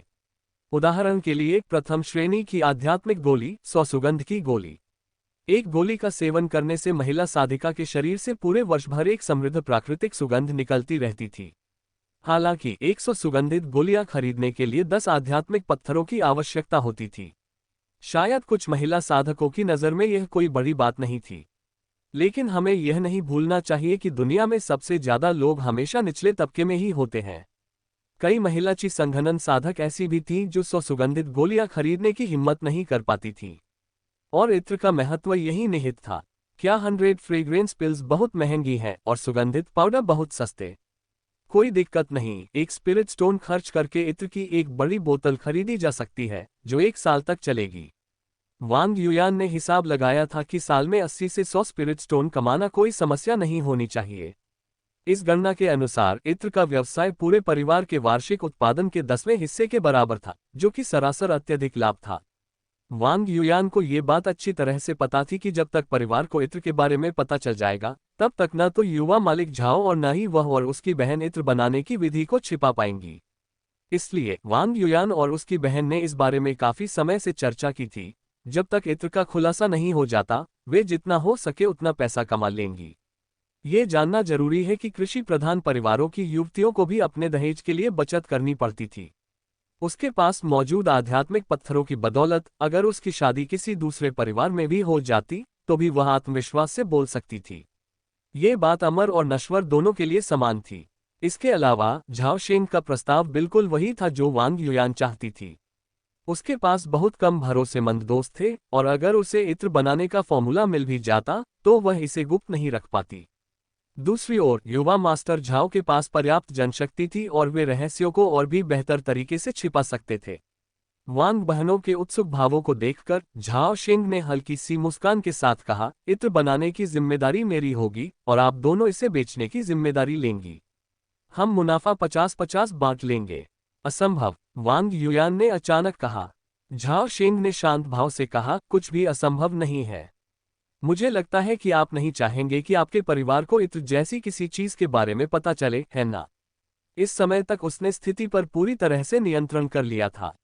आखिरकार वांग बहनें सचमुच बहुत भोली थीं। झाओ शेंग ने आसानी से उनके इरादों को समझ लिया। तुमने कैसे अनुमान लगाया? झाओ शेंग द्वारा उनके उद्देश्य का खुलासा करने के बाद वांग युयान के चेहरे का भाव तुरंत नाटकीय रूप से बदल गया। झाओ शेंग को लगा कि वह उन्हें और उकसा नहीं सकता, प्रतिकूल प्रतिक्रिया प्रतिकूल होगी।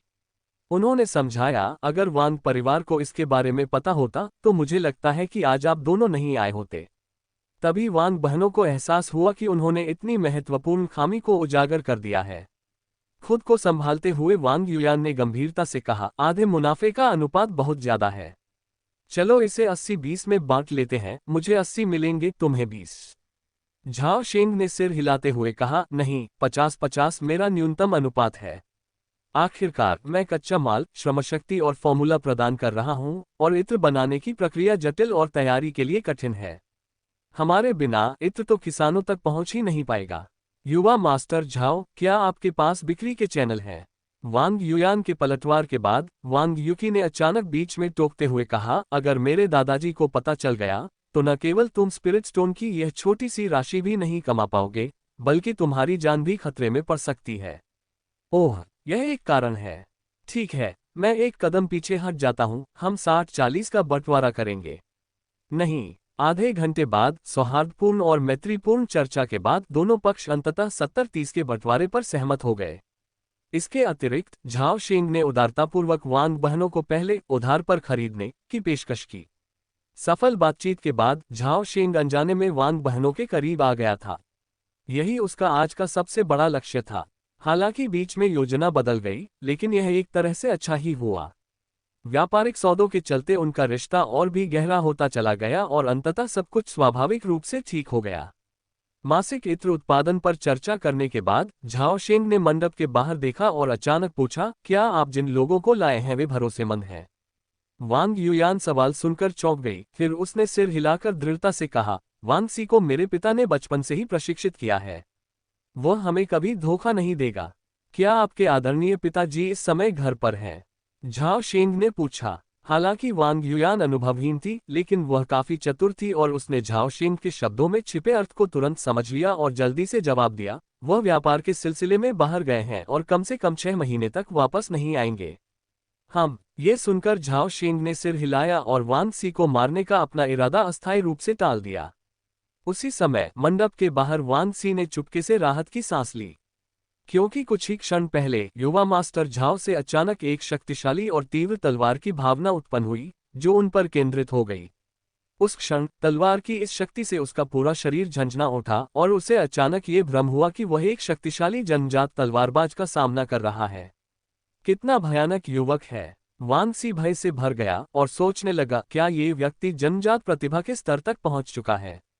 वांग सी ने कभी कल्पना भी नहीं की थी कि झाओ शेंग के पास शक्तिशाली सहज तलवार की क्षमता तो थी, लेकिन उसने अभी तक सहज वास्तविक ऊर्जा विकसित नहीं की थी। वह अपनी सारी वास्तविक ऊर्जा को समाप्त करके केवल एक ही घातक प्रहार कर सकता था, जो एक जन्मजात तलवारबाज की पूरी शक्ति के बराबर था। और यह चाल झाओ शेंग का सबसे बड़ा तुरुप का पत्ता था, जो सहज स्तर से नीचे के किसी भी मार्शल आर्टिस्ट को आसानी से मार सकता था। इस दिन के बाद 3 लोगों के छोटे समूह की आधिकारिक रूप से स्थापना हो गई। झाओ शेंग ने कबूतर के जरिए अपने परिवार को संदेश भेजा, जिसमें उसने मोटे तौर पर स्थिति का वर्णन किया। जल्द ही झाओ परिवार के किले के भीतर स्थित एक गुप्त कार्यशाला को पूरी तरह से सील कर दिया गया और इत्र का बड़े पैमाने पर उत्पादन शुरू करने के लिए परिवार के कई भरोसेमंद सदस्यों को अंदर भेजा गया। उसी समय झाओ शेंग ने वांग बहनों के साथ जाने पर जोर दिया, जिसके कारणों में उनकी अनुभवहीनता और पकड़े जाने का खतरा बताया गया। इस प्रकार तीनों ने भेष बदलकर लियांग साम्राज्य के विभिन्न कृषि बाजारों में प्रवेश किया और बाहर निकले और थोक में इत्र बेचना शुरू करने के लिए विशिष्ट दुकानों का चयन किया। इस दौरान तीनों को कई बार खतरे का सामना करना पड़ा, लेकिन हर बार अनुभवी झाओ शेंग ने उसका समाधान कर दिया। तीनों के खुदरा व्यापार न करने का कारण ये था कि झाओ शेंग को पता था कि इत्र बनाना जटिल नहीं है और इसे पारखी लोगों से छिपाया नहीं जा सकता। इसलिए सूत्र का पता चलने से पहले ही वे अपना मुनाफा अधिकतम करना चाहते थे। वांग बहनों को लगा कि वे लंबे समय तक आय का एक स्थिर स्रोत बनाए रख सकती हैं, लेकिन वे बहुत भोली थीं। इत्र के फायदे स्पष्ट थे, इसलिए तीनों ने इसका प्रचार बहुत सहजता से किया और चीजें जल्दी ही पटरी पर आ गईं। समय बहुत तेजी से बीतता है और देखते ही देखते 4 महीने गुजर गए। इस दौरान तीनों ने काफी संपत्ति अर्जित की, जो उनके सबसे आशावादी अनुमानों से कहीं अधिक थी। हालांकि वांग युयान और वांग यू की पूरे दिन उदास और निराश रहीं, क्योंकि वह आदमी फिर से सही साबित हुआ। इत्र बनाने का फॉर्मूला पहले ही उत्पादकों द्वारा समझ लिया गया था। वास्तव में रसायन शास्त्र की तुलना में इत्र बनाना वास्तव में बहुत सरल था। झाओ शेन को इस मामूली मुनाफे की परवाह नहीं थी। उसे बहनों के व्यक्तित्व को समझने में केवल 2 दिन लगे। बड़ी बहन समझदार और बुद्धिमान थी, लेकिन पैसे की लालची थी। छोटी बहन उतावली और उलझन में रहने वाली, बेहद घमंडी और स्वादिष्ट भोजन और आलीशान कपड़ों की शौकीन थी। 4 महीने के निरंतर साथ के कारण वांग बहनों के साथ उनका रिश्ता तेजी से विकसित हो गया था। छोटी बहन वांग युकी तो उनसे बेहद प्यार करने लगी थी और स्नेह के भंवर में बुरी तरह फंस गई थी। ये तीव्र प्रगति झाओ शेन की सावधानीपूर्वक योजना और 2 गुप्त डेटिंग विधियों से अटूट रूप से जुड़ी हुई थी। एक मुहावरा था, पान लू डेंग शियाओ शियान, एक पारंपरिक चीनी मुहावरा जो एक आदर्श पुरुष का वर्णन करता है, सुंदर, धनी, प्रतिभाशाली और ध्यान देने वाला। दूसरा एक कहावत थी, यदि वह अनुभवहीन है तो उसे दुनिया की भव्यता दिखाने ले जाओ, यदि वह थकी हुई है तो उसे झूले पर घुमाने ले जाओ। एक आकर्षक, जोशीला और बेहद बुद्धिमान युवा जो विनम्रता भी दिखाता है, सारा दिन आपको खुश करने और प्रसन्न करने के लिए तरह तरह के तरीके ढूंढता रहता है। हर दिन वह आपके लिए तरह तरह के स्वादिष्ट व्यंजन और खूबसूरत कपड़े लाता है। इस दुनिया में कितनी महिलाएं ऐसे प्रलोभन का विरोध कर सकती हैं? वांग युकी ऐसा नहीं कर सकी। बड़ी बहन वांग युयान देखने में तो शांत लग रही थी, लेकिन जब वह झाओ शेन को देखती तो उसकी आंखों में अक्सर एक अजीब सी चमक दिखाई देती थी। 803, 804, 800। एक भव्य और विशाल कमरे में वांग युयान गंभीर भाव से गिनती कर रही थी और इस अवधि के दौरान तीनों द्वारा अर्जित स्पिरिट स्टोन की कुल राशि का हिसाब लगा रही थी। उसके सामने मेज पर आत्मा पत्थरों का एक छोटा सा पहाड़ पहले से ही जमा हो चुका था। इसी क्षण उसके बगल में गुलाबी झालरदार पोशाक पहने बैठी वांग युकी ने अचानक अधीरता से शिकायत की, बहन युयान, गिनना बंद करो। कुल 854 आत्मा पत्थर हैं, तुमने इसे दर्जनों बार गिना है। क्या ये काफी नहीं है? 809, 810। वांग युयान ने अपनी छोटी बहन को नजरअंदाज करते हुए आराम से गिनती जारी रखी। वांग युकी तुरंत थोड़ा चिढ़ गया और जोर से बोला, भाई जी किन ने कहा कि उसे 240 स्पिरिट स्टोन देना ही काफी है, उसे बाकी बचे पैसे नहीं चाहिए। वांग युयान ने अचानक अपना काम रोक दिया। उसकी खूबसूरत आंखें अपनी बहन पर टिकी हुई थीं, उनमें उलझन का भाव था। ये देखकर वांग युकी बहुत प्रसन्न हुई और गर्व से बोली, भाई जी किन ने मुझे कल बताया था कि चून की इत्र का व्यवसाय जारी नहीं रह सकता, इसलिए उन्होंने हम दोनों के मुआवजे के रूप में मुनाफे को कम करने का फैसला किया है। वांग युयान ने सिर हिलाते हुए कहा, मुझे उसका मुआवजा नहीं चाहिए। इसके अलावा मैं अभी कुछ और सौदे करना चाहती हूँ। वांग युकी का चेहरा एकदम बदल गया और वह घबराहट और गुस्से में चिल्लाई, क्या तुम मरना चाहते हो? भाई जी किन ने कहा था कि हमने अपनी दौलत का पहले ही प्रदर्शन कर दिया है और ऐसा करना जारी रखने से हमारी जान खतरे में पड़ जाएगी। भाई जी किन, भाई जी किन। 3 वाक्यों में भी भाई जी किन का जिक्र किए बिना बात अधूरी है। बेहतर होगा कि तुम उनसे शादी ही कर लो। ये शब्द सुनते ही वांग युकी का चेहरा शर्म से लाल हो गया। उसने गुस्से से पैर पटका और मुंह फुलाते हुए कहा, तुम पैसे के लालच में अंधे हो गए हो। मैं तुमसे अब और बात नहीं करूंगी। तभी झाओ शेन बाहर से कमरे में दाखिल हुआ। संयोग से उसने ये वाक्य सुना और मुस्कुराए बिना नहीं रह सका, तुम दोनों फिर किस बात पर झगड़ रहे हो? ये कहते हुए उसने स्वाभाविक रूप से अपने हाथ में पकड़े हुए खाने के डिब्बे को मेज पर रख दिया। भाई चिकिन, इस बार आपने कौन सा स्वादिष्ट खाना बनाया है? जब वांग युकी ने झाओ शेन को देखा तो वह तुरंत खुशी से उसके पास दौड़ी और उत्सुकता से खाने का डिब्बा खोलते हुए उससे पूछने लगी। इस बार मुझे बहुत मेहनत करनी पड़ी। मैं इसे केक कहती हूँ। इसे चखकर देखिए, स्वादिष्ट है ना? इतना कहकर झाओ शेन ने खाने के डिब्बे से एक नर्म, हल्के पीले रंग का केक निकाला और उसे वांग युकी के मुंह के पास ले गया। भोजन करते हुए वांग युकी ने जरा भी प्रतिरोध नहीं दिखाया। उसका चेहरा मोह और प्रेम से भरा हुआ था। उसने आज्ञाकारी भाव से अपना मुंह खोला और एक निवाला लिया। ओह, ये तो बहुत स्वादिष्ट है। युयान बहन, आपको भी इसे जरूर चखना चाहिए। अपनी हंसमुख और उत्साहित बहन की तुलना में वांग युयान का चेहरा बहुत शांत था। उसने शांति से खाने के डिब्बे से केक का एक टुकड़ा निकाला और उसे चखने लगी। खाना खाते समय वांग यूकी ने अचानक झाओ शेंग से शिकायत की, भाई जीकिन, बहन युयान हार नहीं मान रही हैं, वह अभी भी बाजार जाना चाहती हैं। ये सुनकर झाओ शेंग के चेहरे के भाव में थोड़ा बदलाव आया। उसने अपना सिर घुमाकर वांग युयान की ओर देखा और गंभीर भाव से पूछा, क्या उसने जो कहा वह सच है? क्या तुम नहीं जानती कि ऐसा करना कितना खतरनाक है? मैं बस थोड़ा और कमाना चाहती हूँ। हालांकि वांग युयान के चेहरे पर अनिच्छा साफ झलक रही थी, लेकिन उसकी विरोध की आवाज धीरे धीरे नर्म होती गई। लालच लोगों को अंधा कर देता है। ये देखकर झाओ शेंग ने बेबसी से सिर हिलाया और कहा, अगर तुम चाहो भी तो हम आगे नहीं बढ़ सकते। अगर मैं गलत नहीं हूं तो सुगंधित निगल घाटी ने हमें खोज लिया है। अरे नहीं, ये बुरा है। ये सुनकर दोनों बहनें तुरंत घबराकर चिल्ला उठीं। उन्हें झाओ शेंग की बातों पर जरा भी संदेह नहीं था। कई महीनों तक एक दूसरे के साथ अच्छे संबंध रखने के बाद झाओ शेंग की छवि उनके दिलों में इस तरह से बैठ गई थी कि वह हर चीज की योजना पूरी तरह से बना सकता है। दोनों बहनों को इस तरह घबराया हुआ देखकर झाओ शेंग ने अजीब सी मुस्कान दी। उसने अचानक असामान्य शांति से कहा, घबराओ मत। यह अच्छी बात है। मुझे संयोगवश सुगंधित निगल घाटी में कुछ काम है। वांग यूकी डर से पीली पड़ गई और तुरंत सलाह दी, भाई जीकिन, आप मेरे घर बिल्कुल मत आना। मेरे दादाजी बहुत गुस्सैल हैं। सावधान रहना, अगर उन्हें गुस्सा आ गया तो वे तुम्हें पीट पीट कर मार डालेंगे। तुम्हें जल्दी से भाग जाना चाहिए। झाओ शेंग ने शांत भाव से सुना और जवाब दिया, मुझे क्यों भागना चाहिए? क्या मैंने कुछ गलत किया है? ये सुनकर वांग बहनों को अचानक एहसास हुआ, हाँ, हमने कुछ भी गलत नहीं किया।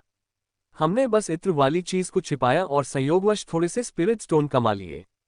उन्हें शांत होते देख झाओ शेंग के चेहरे पर अचानक एक शरारती मुस्कान आ गई और उसने कहा, इसके अलावा अगर मैं सुगंधित निगल घाटी नहीं जाऊंगा तो मैं वांग परिवार को शादी का प्रस्ताव कैसे दे पाऊंगा? जैसे ही यह चौंकाने वाला बयान सामने आया, वांग युयान और वांग यूकी दोनों तुरंत स्तब्ध रह गए। काफी देर बाद वांग यूकी ने हिम्मत करके पूछा, उसका चेहरा उम्मीद से भरा हुआ था, भाई जीकिन, आपने कहा था कि आप शादी का प्रस्ताव रखने जाना चाहते हैं। झाओ शेंग ने दोनों बहनों को गौर से देखा, फिर वांग यूकी की ओर दृढ़ता से देखते हुए गहरी आवाज में कहा, यूकी, मैं तुमसे शादी करना चाहता हूं। क्या तुम करोगी? मैं अब तुमसे बात नहीं कर रही। वांग यूकी ने अपनी बात का आधा वाक्य ही कहा था कि शर्म से अपना चेहरा ढंक कर कमरे से बाहर भाग गई। कमरे में अब सिर्फ दो लोग बचे थे। इस समय पास में खड़ी वांग युयान असामान्य रूप से शांत लग रही थी। उसने अपना सिर नीचे झुका लिया और चुप रही, उसकी आंखों में अनजाने में निराशा झलक रही थी। झाओ शेंग ने उसे इस हालत में देखा और चुपचाप आह भरी। अगर उसे मौका मिलता तो वह उन दोनों से शादी कर लेता।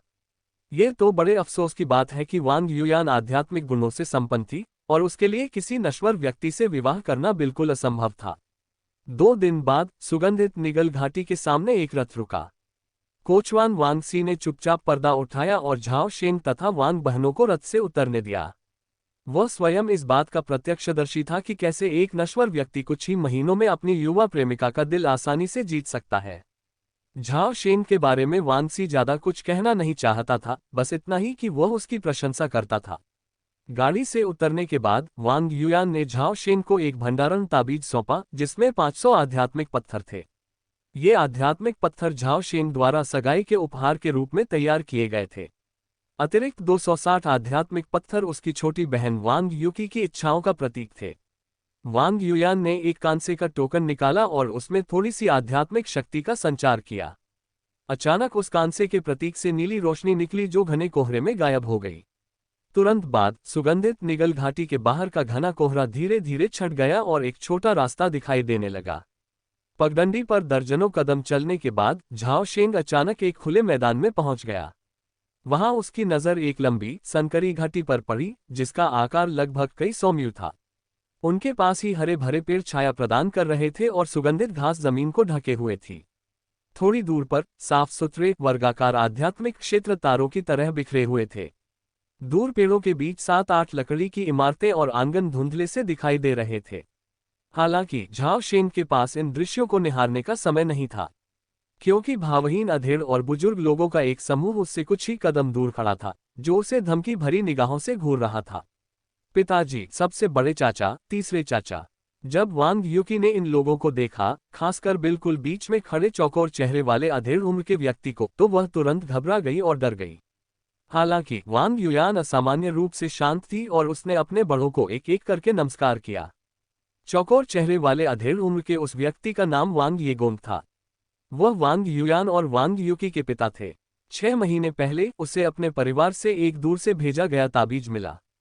उसमें लिखी बातें पढ़ने के बाद वह क्रोधित हो गया और तुरंत अपना काम छोड़कर हर हाल में सुगंधित निगल घाटी की ओर वापस भागा। चाहे अन्य मामले कितने भी जरूरी क्यों न हो, वे उनकी प्यारी बेटी के अपहरण से ज्यादा महत्वपूर्ण नहीं थे। वांग येगोंग ने झाओ शेन की ओर देखा और अनजाने में एक ठंडी सी घुरघुराहट छोड़ दी। उसका चेहरा बेहद उदास था। उसने दोनों बहनों की ओर इशारा करते हुए ठंडे स्वर में कहा, मेरे पीछे आओ। इतना कहकर उसने झाओ शेन को पूरी तरह से नजरअंदाज कर दिया, मुड़ा और वांग परिवार के मुख्य हॉल की ओर चल दिया। वांग बहनें आज्ञाकारी होकर उनके पीछे पीछे चली गईं और बाकी लोग भी मुड़कर चले गए। झाओ शेंग ने चुपचाप कड़वी मुस्कान दी, फिर चुपचाप उनके पीछे चल दिया। 3-4 ली चलने और पेड़ों के 2 झुरमुटों से गुजरने के बाद समूह एक विशाल और भव्य हॉल के सामने पहुंचा। ये हॉल पूरी तरह से बेहद मजबूत नीले स्टील के पत्थरों से बना था और लगभग 1 एकड़ क्षेत्र में फैला हुआ था। हालांकि इसमें केवल एक ही मंजिल थी, लेकिन इसकी दीवारें बहुत ऊंची थीं और इसकी छत वास्तव में इसके बगल में स्थित 3 मंजिला लकड़ी की इमारत जितनी ऊंची थी। वांग येगोंग और वांग परिवार के अन्य सदस्य पत्थर की सीढ़ियों को पार करके मुख्य हॉल में प्रवेश कर गए। झाओ शेंग दरवाजे से अंदर जाने ही वाला था कि अचानक उसके बगल में एक मोटी बांह फैल गई और उसका रास्ता रोक दिया। उस हाथ का मालिक चौड़े चेहरे वाला हट्टा कट्टा आदमी था, जिसकी शक्ल सूरत कुछ हद तक वांग येगोंग से मिलती जुलती थी। चौड़े चेहरे वाले उस व्यक्ति ने बेहद उग्र भाव से झाओ शेंग को देखा और घमंड से कहा, लड़के, तुम मेरे वांग परिवार के सदस्य नहीं हो। तुम अंदर नहीं आ सकते।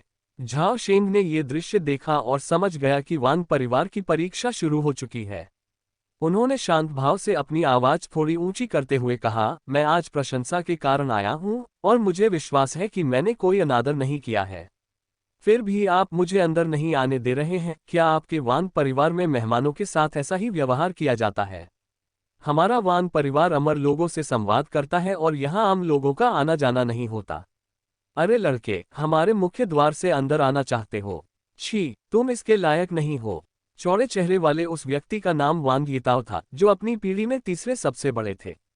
हालांकि उनके पास कोई आध्यात्मिक आधार नहीं था और वे अमरता प्राप्त नहीं कर सकते थे, फिर भी वे शियानेटियन ग्रैंडमास्टर थे। उनके विचार में किसी साधारण से सुंदर लड़के का अपने परिवार की अनमोल रत्न से शादी करने की इच्छा रखना एक कोरी कल्पना थी। तो वांग यिताओ की मौजूदगी में उस सुंदर लड़के को पहली परीक्षा पास करने के बारे में सोचना भी नहीं चाहिए। झाओ शेन को जरा भी गुस्सा नहीं आया, बल्कि उसने गंभीरता से पूछा, चाचा जी, मुझे प्रवेश के लिए क्या योग्यताएं चाहिए? वांग यिताओ क्षण भर के लिए स्तब्ध रह गया। उसने सोचा था कि युवा और उग्र स्वभाव का ये सुंदर लड़का अपमान सहन नहीं कर पाएगा और मुश्किल में पड़कर पीछे हट जाएगा। उसने इस युवक से इतनी संयमित प्रतिक्रिया की उम्मीद नहीं की थी। उसने सुना था कि यह लड़का मार्शल आर्ट परिवार से आता है, उसमें वाकई कुछ हुनर थे। ये सोचकर वांग यिताओ ने अपनी बेकार की चालें छोड़ दी और औपचारिक परीक्षा शुरू कर दी। उन्होंने कठोर स्वर में कहा, जब तक आप मेरी परीक्षा पास कर लेते हैं, तब तक आप योग्य माने जाएंगे। ये सुनकर झाओ शेन की आंखों में हल्की सी मुस्कान आ गई। उसने सोचा, सचमुच ये तो वही पुरानी दिनचर्या है, कुछ नया नहीं। अपनी मुट्ठियां जोड़कर झाओ शेन ने शांत भाव से कहा, मेरी बदतमीजी के लिए क्षमा करें। उसके शब्द पूरे होने से पहले ही उसकी आकृति अचानक गायब हो गई और पलक झपकते ही वह मुख्य द्वार के बिल्कुल बाईं ओर प्रकट हो गया। इतनी तेजी! वांग यिताओ मन ही मन आश्चर्यचकित हुआ। तभी उसकी क्षैतिज रूप से फैली दाहिनी भुजा अचानक मुड़ी और धक्का दिया, और तुरंत ही मोटी अदृश्य ची की दीवारों की एक पंक्ति बन गई, जो सीधे द्वार के बाईं ओर दबाव डाल रही थी। शियानेटियन ग्रैंडमास्टर होने के नाते वांग यिताओ का स्पष्ट इरादा उसे पराजित करना था। हालांकि झाओ शेन की हरकतें तेज थीं, फिर भी वे उसकी आध्यात्मिक चेतना से बच नहीं सकी। ऊर्जा की दीवार को हवा को साफ करते और लहरों का पीछा करते हुए अपने शरीर को छूने ही वाली देखकर झाओ शेंग ने अपना पैर पटका और उसका शरीर 3 झांग ऊंचा उछल गया, जिससे वह आसानी से ऊर्जा की दीवार से बच गया। उसने अपने शरीर को झुकाया, उसके पैर दीवार के छज्जे पर टिके हुए थे। वह लगातार 4 कदम ऐसे चला जैसे समतल जमीन पर चल रहा हो, और साथ ही साथ उसकी ओर आने वाली 4 शियानेटियन ची तलवारों से बचता रहा। क्या शानदार हल्कापन कौशल है। वांग यीताओ ने मन ही मन उसकी प्रशंसा की। उसके पैर दरवाजे पर जमे हुए थे, हिल नहीं रहे थे, लेकिन उसके हाथ निर्दयी थे। अपनी अत्यंत शक्तिशाली शियानिटियन ट्रूची पर भरोसा करते हुए उसने बिना किसी दया के शियानिटियन ची तलवारों की धाराएं छोड़ी, जिससे एक तलवार का जाल बन गया जिसने धीरे धीरे झाओ शेंग के बचने के लिए जगह को कम कर दिया। बड़ों ने उसे पहले ही निर्देश दे दिया था, जब तक किसी की मृत्यु नहीं होती वह जैसे चाहे खेल सकता है। लगातार 16 शियानिटियन ची तलवारों से बचने के बाद झाओ शेंग ने मन ही मन सोचा, बस बहुत हो गया। ये सोचते ही उसकी आंखों से एक दिव्य प्रकाश फूट पड़ा। उसकी वे अत्यंत तीव्र गति वाली ची तलवारें पल भर में कई गुना धीमी हो गईं। गतिशील दृष्टि के तहत पहले से ही कड़ाई से सुरक्षित तलवारों का जाल अचानक कई खामियों और कमजोरियों को उजागर करने लगा। झाओ शेंग तैरती हुई मछली की तरह मुड़ता फिरता हुआ आसानी से तलवारों के जाल से गुजर गया, उसका शरीर छज्जे से चिपक गया और वह दहलीज की ओर तेजी से बढ़ गया। अच्छा नहीं है। वांग यीताओ को अब एहसास हो गया था कि वह प्रतिद्वंद्वी के जाल में फंस गया है। जैसे जैसे वह नाकाबंदी को संकरा करता गया, वैसे वैसे वह अपने पीछे बड़े बड़े खुले स्थान छोड़ता चला गया। हालांकि अब उसके लिए दोबारा रोकने की कोशिश करना बहुत देर हो चुकी थी। झाओ शेंग पहले ही दरवाजे पर लगी रेखा को पार कर मुख्य हॉल के अंदर उतर चुका था। मुख्य हॉल में वांग यूकी ने ये दृश्य देखकर आश्चर्य से लगभग चीख ही डाली। इसके विपरीत वांग परिवार के बुजुर्गों के चेहरे और भी ज्यादा उदास हो गए। अगली बार मैं इतना लापरवाह नहीं रहूंगा। दूसरे पक्ष के अनिच्छुक भाव को देखकर झाओ शेंग ने बिना कुछ बोले मुस्कुरा दिया। पीछे मुड़कर वह गरिमा के साथ सीधे मुख्य हॉल के केंद्र की ओर चल पड़ा। इस समय मुख्य हॉल में सबसे ऊंचे स्थान पर एक साधारण सा दिखने वाला बूढ़ा व्यक्ति बैठा हुआ था। वह कद में छोटा था, उसके बाल सफेद थे और उसके चेहरे पर हल्की सी मुस्कान थी। उसकी आंखें झाओ शेंग को ऊपर से नीचे तक ध्यान से देख रही थीं। झाओ शेंग ने एक नजर में ही पहचान लिया कि यह व्यक्ति वांग परिवार का मुखिया वांग युयान का दादा वांग जोंगहाई है, जो क्यूई शोधन की 9वीं परत का साधक और परम निपुणता प्राप्त व्यक्ति है। ऊपरी तौर पर देखने पर वांग जोंगहाई का रवैया सबसे अच्छा लग रहा था, लेकिन झाओ शेंग को सबसे ज्यादा अनिश्चितता उसी के बारे में महसूस हो रही थी। कहावत के अनुसार बूढ़े लोग चालाक होते हैं और बूढ़े भूत तो धूर्त होते हैं। वांग जोंगहाई के मुस्कुराते चेहरे के पीछे छिपी साजिशों को कोई नहीं जानता था। इस समय मुख्य हॉल का वातावरण अत्यंत गंभीर था। झाओ शेंग संयमित रहे, मुट्ठी बांधकर, और न तो विनम्रतापूर्वक और न ही अहंकारपूर्वक झुकते हुए बोले, जूनियर झाओ जिकिन वांग परिवार के सभी वरिष्ठों का अभिवादन करते हैं। उनकी बात खत्म हो गई, लेकिन किसी ने जवाब नहीं दिया। अजीब सी खामोशी देखकर वांग यूकी घबरा गई और कुछ बोलने ही वाली थी कि वांग युयान ने उसका मुंह ढक लिया। कुछ देर बाद वांग जोंगहाई ने मुस्कुराते हुए अचानक पूछा, युवक, आज तुम मेरे वांग परिवार में क्यों आए हो?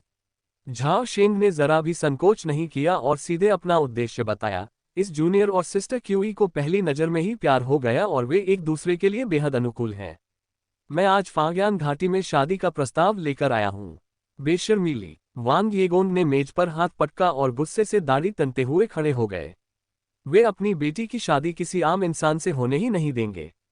बैठ जाओ। वांग जोंगहाई का चेहरा गुस्से से लाल हो गया और उन्होंने वांग येगोन को फटकार लगाते हुए कहा, अमरता की साधना का अर्थ है हृदय की साधना। तुम दशकों से इस दुनिया में हो और फिर भी इतने अधीर हो। कल तुम पीछे के पहाड़ पर स्थित एकांत कक्ष में जाकर साधना करोगे। जब तक तुम ऊर्जा शोधन के छठे स्तर तक नहीं पहुंच जाते, तब तक तुम्हें बाहर आने की अनुमति नहीं है। पिताजी, लेकिन। बैठ जाओ। उद्धरण चिन्ह। हाँ। अपने पिता को क्रोधित होते देख वांग येगोन के पास वापस बैठने के अलावा कोई विकल्प नहीं था। वह गुस्से से आग बबूला था और उसकी आंखें झाओ शेंग को घूर रही थीं। अपने बेटे को फटकार लगाने के बाद वांग जोंगहाई ने झाओ शेंग की ओर मुड़कर कहा, युवक, मेरा वांग परिवार 900 वर्षों से अधिक समय से स्थापित है। तुम्हारे जैसी घटनाएं हमारे परिवार के इतिहास में कई बार घटी हैं।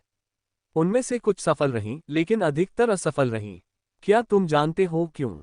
मैं विस्तृत जानकारी सुनना चाहूंगा, झाओ शेंग ने शांत भाव से कहा। लाभों की वजह से। किसी नश्वर व्यक्ति से विवाह करने से उतने लाभ नहीं मिलते जितने किसी साध्वी परिवार में विवाह करने से मिलते हैं। क्या आप मेरे वांग परिवार को अधिक लाभ पहुंचा सकते हैं? किसी कारणवश वांग परिवार का मुखिया झाओ शेंग के साथ असामान्य रूप से स्पष्टवादी था और उसने अपने कुलवासियों के सामने मानव स्वभाव के सबसे सच्चे पक्ष को निर्भीकता से उजागर कर दिया। झाओ शेंग कुछ पल चुप रहा, फिर दृढ़ता से बोला, मैं कर सकता हूँ। खोखले शब्द कोई सबूत नहीं होते। सबूत कहाँ है? वांग जोंगहाई ने व्यंग्य किया। इस समय तक वह पूरी तरह से स्वार्थी और भावनाहीन प्राणी में बदल चुका था। शायद वांग जोंगहाई जैसे लोगों को एक साधना परिवार के योग्य मुखिया माना जा सकता है, लेकिन समझ से परे झाओ शेंग उन्हें बिल्कुल भी पसंद नहीं करता था। झाओ शेंग ने एक भंडारण ताबीज निकाला और इशारा करते हुए कहा, इसके अंदर 500 आध्यात्मिक पत्थर हैं। क्या ये काफी है? काफी नहीं। वांग जोंगहाई ने बिना किसी झिझक के अपना सिर हिलाया। इसके विपरीत वांग परिवार के अन्य सदस्यों ने खुशी जाहिर की, क्योंकि 500 आध्यात्मिक पत्थर पूरे परिवार की वार्षिक आय के लगभग आधे के बराबर थे। इसके बाद झाओ शेंग ने अपनी बाहों में से कागजों का एक बंडल निकाला और जोर से घोषणा की, इसमें इत्र बनाने की पूरी प्रक्रिया के साथ साथ 12 इत्र के फॉर्मूले भी दिए गए हैं, जिनमें से 3 नए प्रकार के इत्र हैं जो अभी तक बाजार में नहीं आए हैं।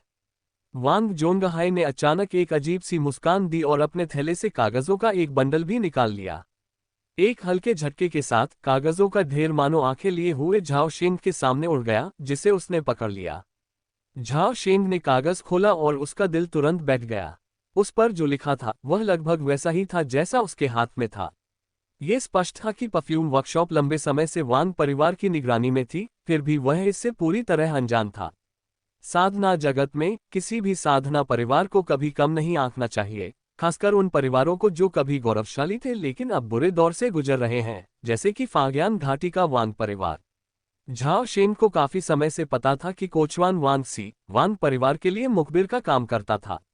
वांगसी वांग परिवार की बहनों के साथ विश्वासघात नहीं करेगा, लेकिन इसका मतलब यह नहीं था कि वह गुप्त रूप से वांग परिवार को जानकारी नहीं भेजेगा। झाओ शेंग इन सब बातों के लिए पहले से ही तैयार था, लेकिन उसने कभी उम्मीद नहीं की थी कि वांग परिवार इतना बेशर्म होगा। झाओ शेंग की चुप्पी देखकर वांग जोंगहाई ने मुस्कुराते हुए पूछा, युवक, यहाँ जो कुछ भी लिखा है उसमें कोई चूक तो नहीं होनी चाहिए, है ना? झाओ शेंग ने दूसरे पक्ष से कोई सवाल नहीं किया। सवाल करना निरर्थक था और सवाल करना अक्षमता की निशानी थी।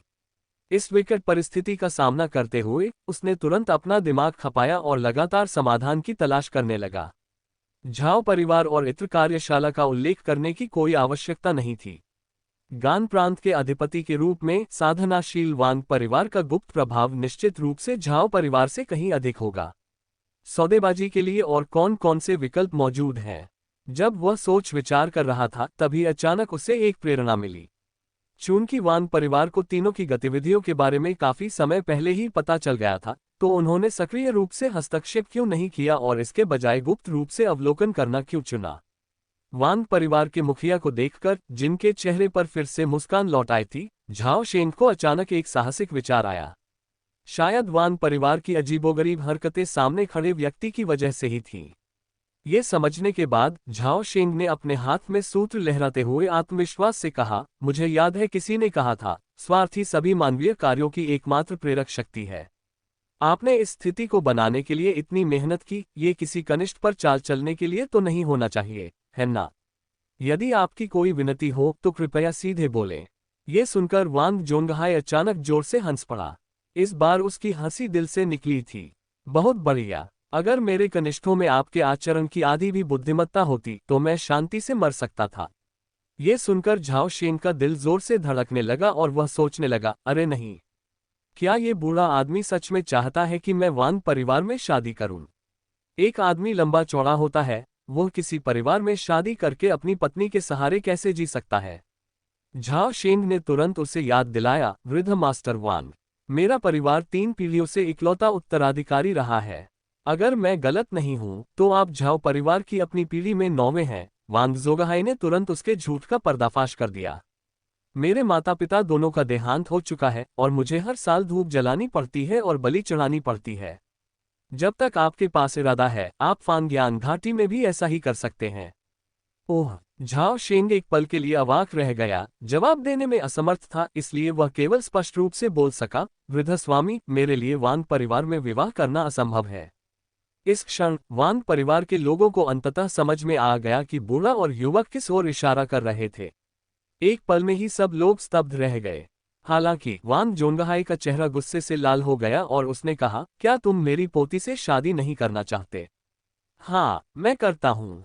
बस बात यह है कि यह जूनियर अपने पूर्वजों के साथ किसी भी कीमत पर विश्वासघात नहीं कर सकता, झाओ शेंग ने कहा। क्या तुम मजाक कर रहे हो? मैं झाओ परिवार का पूर्वज हूं, मैं खुद को कैसे धोखा दे सकता हूं? वांग जोंगहाई चाहे उसे कितना भी धमकाए या फुसलाए, झाओ शेंग लगातार अपना सिर हिलाता रहा और दृढ़ता से खड़ा रहा। अंत में वांग जोंगहाई उससे मना नहीं सका और पीछे हटते हुए बोला, तो चलिए एक समझौता कर लेते हैं। यदि आप 3 वर्षों के भीतर शियानटियन क्षेत्र में उन्नति कर लेते हैं तो सब कुछ आपकी इच्छा के अनुसार होगा। यदि आप ऐसा नहीं कर पाते हैं तो आप मेरे वांग परिवार में विवाह करेंगे। इसके अलावा युकी के साथ आपकी संतानों में से जिनके आध्यात्मिक मूल नहीं है वे आपका उपनाम धारण कर सकते हैं, लेकिन जिनके आध्यात्मिक मूल हैं वे केवल वांग उपनाम ही धारण कर सकते हैं। सुनो उसने क्या कहा। ये बूढ़ा आदमी स्पष्ट रूप से सब कुछ जानता था, लेकिन उसने जानबूझकर पहले भ्रमित होने का नाटक किया। वांग जोंगहाई की यह बात सुनकर झाओ शेंग ने तुरंत सिर हिलाया और कहा, अच्छा, सौदा पक्का। उसे जीत का पूरा भरोसा था, क्योंकि उसका अनुमान था कि वह अधिकतम 2 वर्षों में शियानटियन क्षेत्र में प्रवेश कर सकता है। वांग जोंगहाई को लगा कि वह सफल हो गया है, लेकिन उसे यह नहीं पता था कि झाओ शेंग एक धोखेबाज आदमी था। नाम झाओ जिकिन झाओ शेंग। जीवनकाल 18/120। क्षेत्र प्रथम श्रेणी का मार्शल आर्टिस्ट। शारीरिक बनावट शतायु शरीर सामान्य श्रेणी अबाबील की तरह हल्का सामान्य श्रेणी। प्रतिभा गतिशील दृष्टि सामान्य स्तर। कौशल तैरती हुई रोशनी में तलवारबाजी निपुणता नीले समुद्र की ज्वारीय कला महान उपलब्धि बादल ड्रैगन के 3 रूपांतरण अभूतपूर्व हवा का पीछा करते हुए तीरंदाजी अलौकिक। इस दिन के बाद झाओ शेंग अकेले ही फाग्यान घाटी से चले गए। 3 दिन बाद वह झाओजिया किले में लौट आया। परिवार के मुखिया हेक्सिंग और कबीले के बुजुर्ग झाओ ताइजेन से 2 बार बात की और फिर एकांत साधना की एक लंबी अवधि शुरू की। उसी समय शेर की पीठ बाघ जैसी और कमर भालू जैसी मजबूत कद काठी वाले एक व्यक्ति के नेतृत्व में मार्शल आर्ट के उस्तादों का एक बड़ा समूह अचानक झाओजिया किले में प्रकट हुआ। उनके आते ही उन्होंने परफ्यूम वर्कशॉप पर पूरी तरह से नियंत्रण कर लिया और एक ही झटके में इसका आकार 10 गुना बढ़ा दिया। और झाओ परिवार ने एक रहस्यमय शक्ति के समर्थन से गान प्रांत में कई गिरोहों पर तेजी से कब्जा कर लिया। इससे गान प्रांत के मार्शल आर्ट जगत में हलचल मच गई और हर कोई चिल्लाने लगा कि भेड़िया आ रहा है। 1 साल बाद झाओजिया किले के भीतर एक साधना कक्ष में झाओ शेंग पालथी मारकर आंखें बंद करके बैठे थे। उनके सिर के ऊपर से स्वच्छ ऊर्जा की एक हल्की सी लकीर उठ रही थी। उसके सामने फर्श पर चीनी मिट्टी की बनी गोलियों की एक बोतल पड़ी थी। बोतल खाली थी। आधे घंटे पहले झाओ शेंग ने आखिरी एसेंस क्यूई पिल ली थी और औपचारिक रूप से शियानटियन क्षेत्र पर हमला करना शुरू कर दिया था। क्योंकि उन्हें शियानटियन क्षेत्र में उन्नति करने का अनुभव था, इसलिए उन्होंने अपने शरीर में मौजूद सभी नीले सागर की वास्तविक ऊर्जा को सहजता से शियानटियन वास्तविक ऊर्जा में परिवर्तित कर दिया।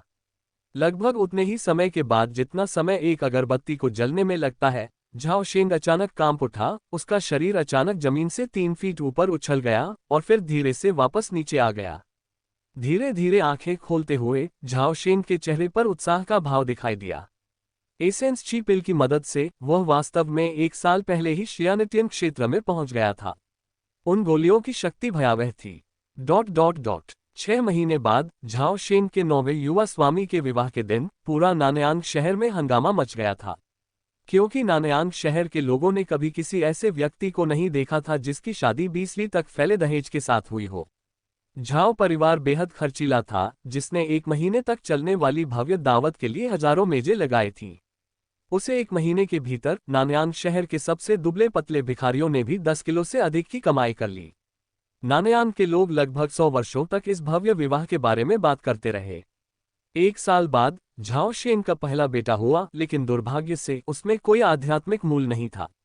अगले वर्ष एक प्यारी बेटी का जन्म हुआ, जिसमें अभी भी आध्यात्मिक मूल का कोई अंश नहीं था। झाओ शेंग हतोत्साहित नहीं हुए और अपने महान उद्देश्य को पूरा करने के लिए झाओजिया किले में छिपे रहे। तीसरे वर्ष की एक रात वांग युयान, जिसका रूप रंग और भी अधिक परिष्कृत और सुरुचिपूर्ण हो गया था, अचानक झाओ शेंग से मिलने गई। उससे मिलते ही उसके पहले शब्द थे, मैं शादी करने जा रही हूँ। झाओ शेंग कुछ पल चुप रहे, फिर बोले, बधाई हो। 6ठे स्तर की ची संघनन साधना करने वाली एक विलक्षण साधिका वांग परिवार में विवाह करने को तैयार है। मेरे पिता मान गए हैं। विवाह अगले महीने किसी शुभ दिन होगा। वांग युयान ने अपने सामने बैठे व्यक्ति को ध्यान से देखा, उसकी आवाज असामान्य रूप से शांत थी, मानो वह किसी और के बारे में बात कर रही हो। बधाई हो। झाओ शेन को समझ नहीं आ रहा था कि क्या कहे, इसलिए उसने बस अपने पहले के शब्दों को दोहराया। हम एक रीढ़विहीन आदमी। ये कहने के बाद वांग युयान अचानक झाओ शेन पर झपट पड़ी। हम एक प्रतिष्ठित शियानेटिन ग्रैंडमास्टर को आसानी से जमीन पर गिरा दिया गया। मैं तुम्हें चाहता हूँ।